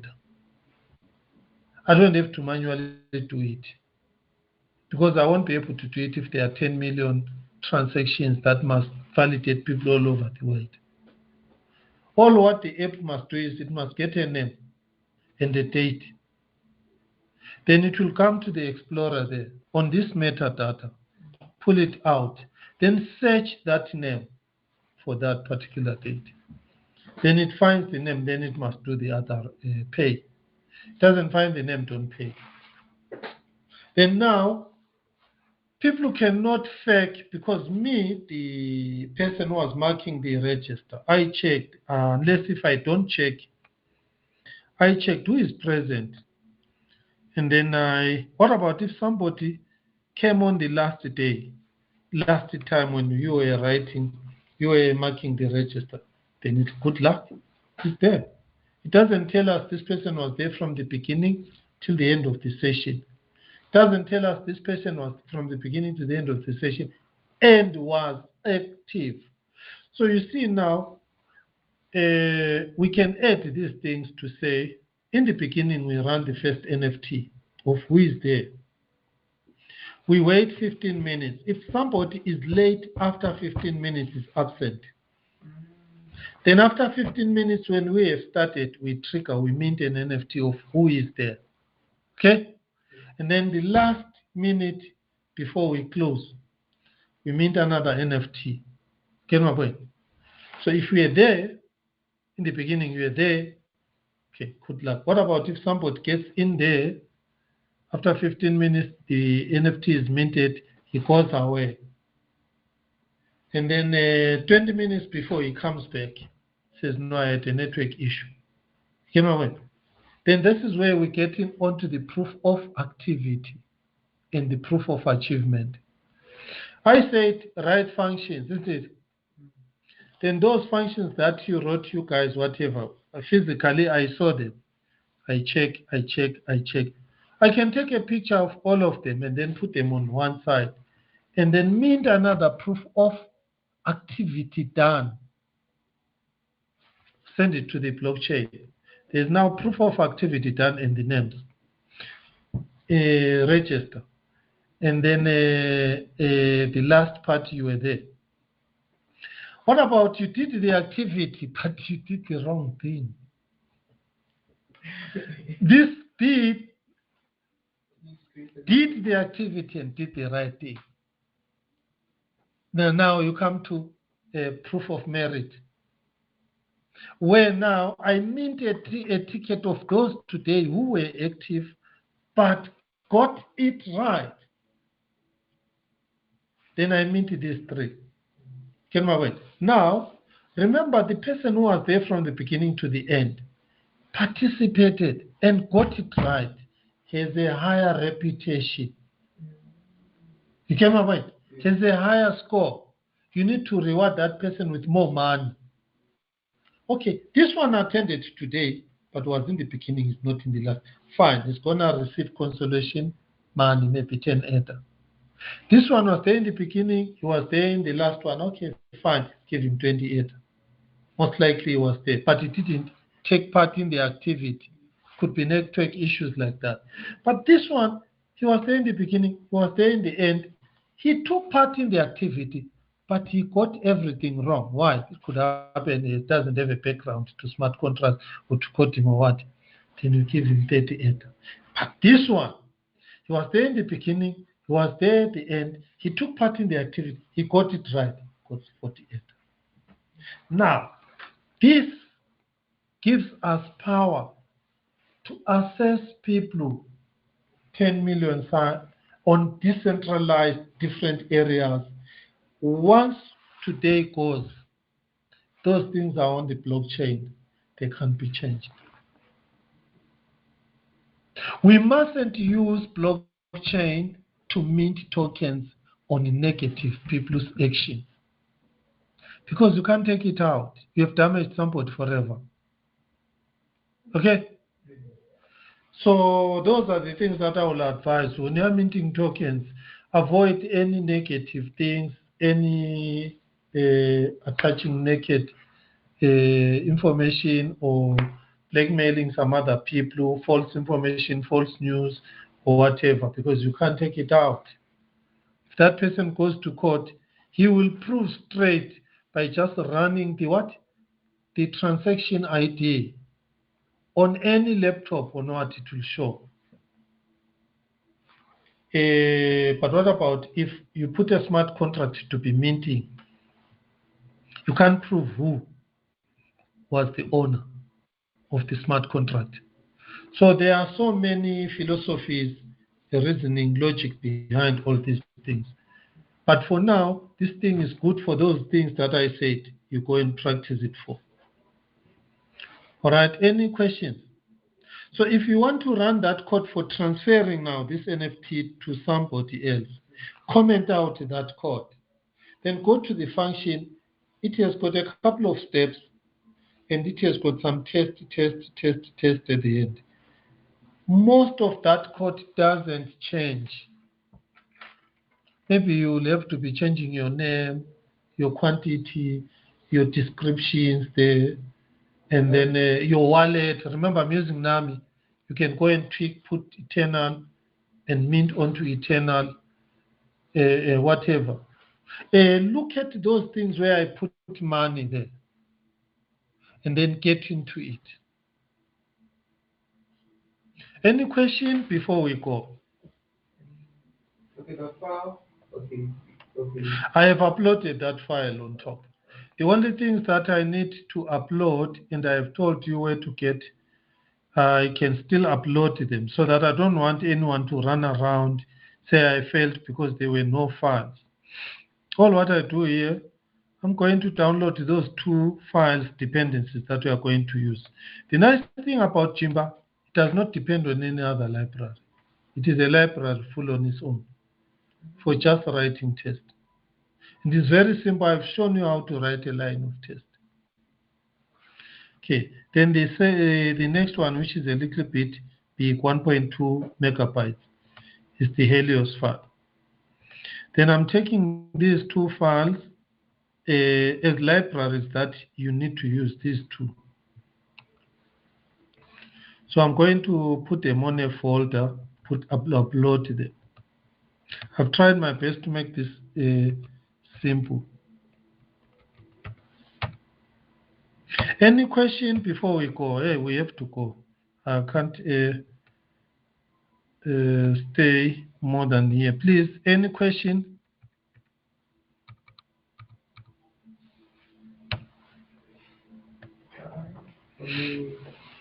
Okay, the test agent. Yeah. Which one is If you do not have tAda, that's a very good question. Rito can help you there. Right, let me see if there are any questions here. Line 382, okay, yeah, this guy was right. Where to get tAda? Here it is, for set Cardano tAda. You don't buy any tAda from someone. Never do that. I see somebody selling tAda. Don't buy. It's a free thing, this one. It's not real ADA. It's just for testing.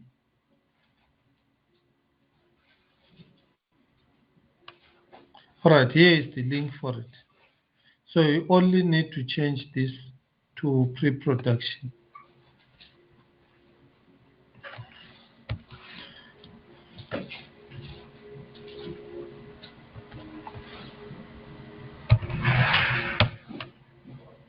All right.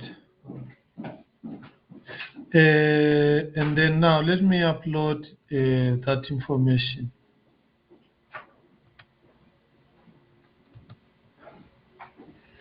All right, let's go to compress this library, then let me upload it. All these manual things, we are going to automate them, use Git and GitHub. But for now, just go and concentrate, because I need these, what you call it, videos, I need the test code, I need tutorials one-on-one. So it's more like it's an urgent thing. It's not something I can postpone. Any question, please ask. Don't leave anything that will put you at a disadvantage. You are allowed to just consult with anybody, help each other. But individual submissions are what is going to be considered for who is the best of the best. Right, I have the Helios and the Chimba there.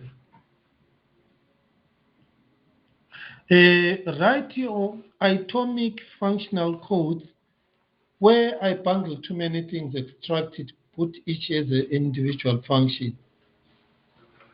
You can output your results on console log and test it with JTest. As long as we see your code running, and then we see where you have got your testing code. If you do not have testing code, that's a big disadvantage. I can't go forward with you. If you do not write functional JavaScript, avoid as much mutating the state, avoid global states, make your functions atomic.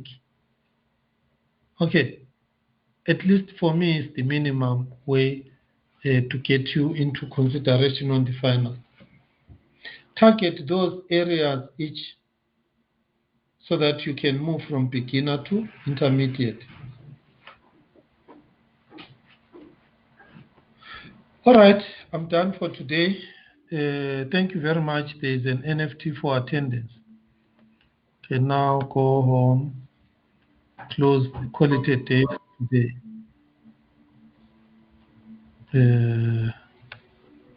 Right, I'm going to stop sharing.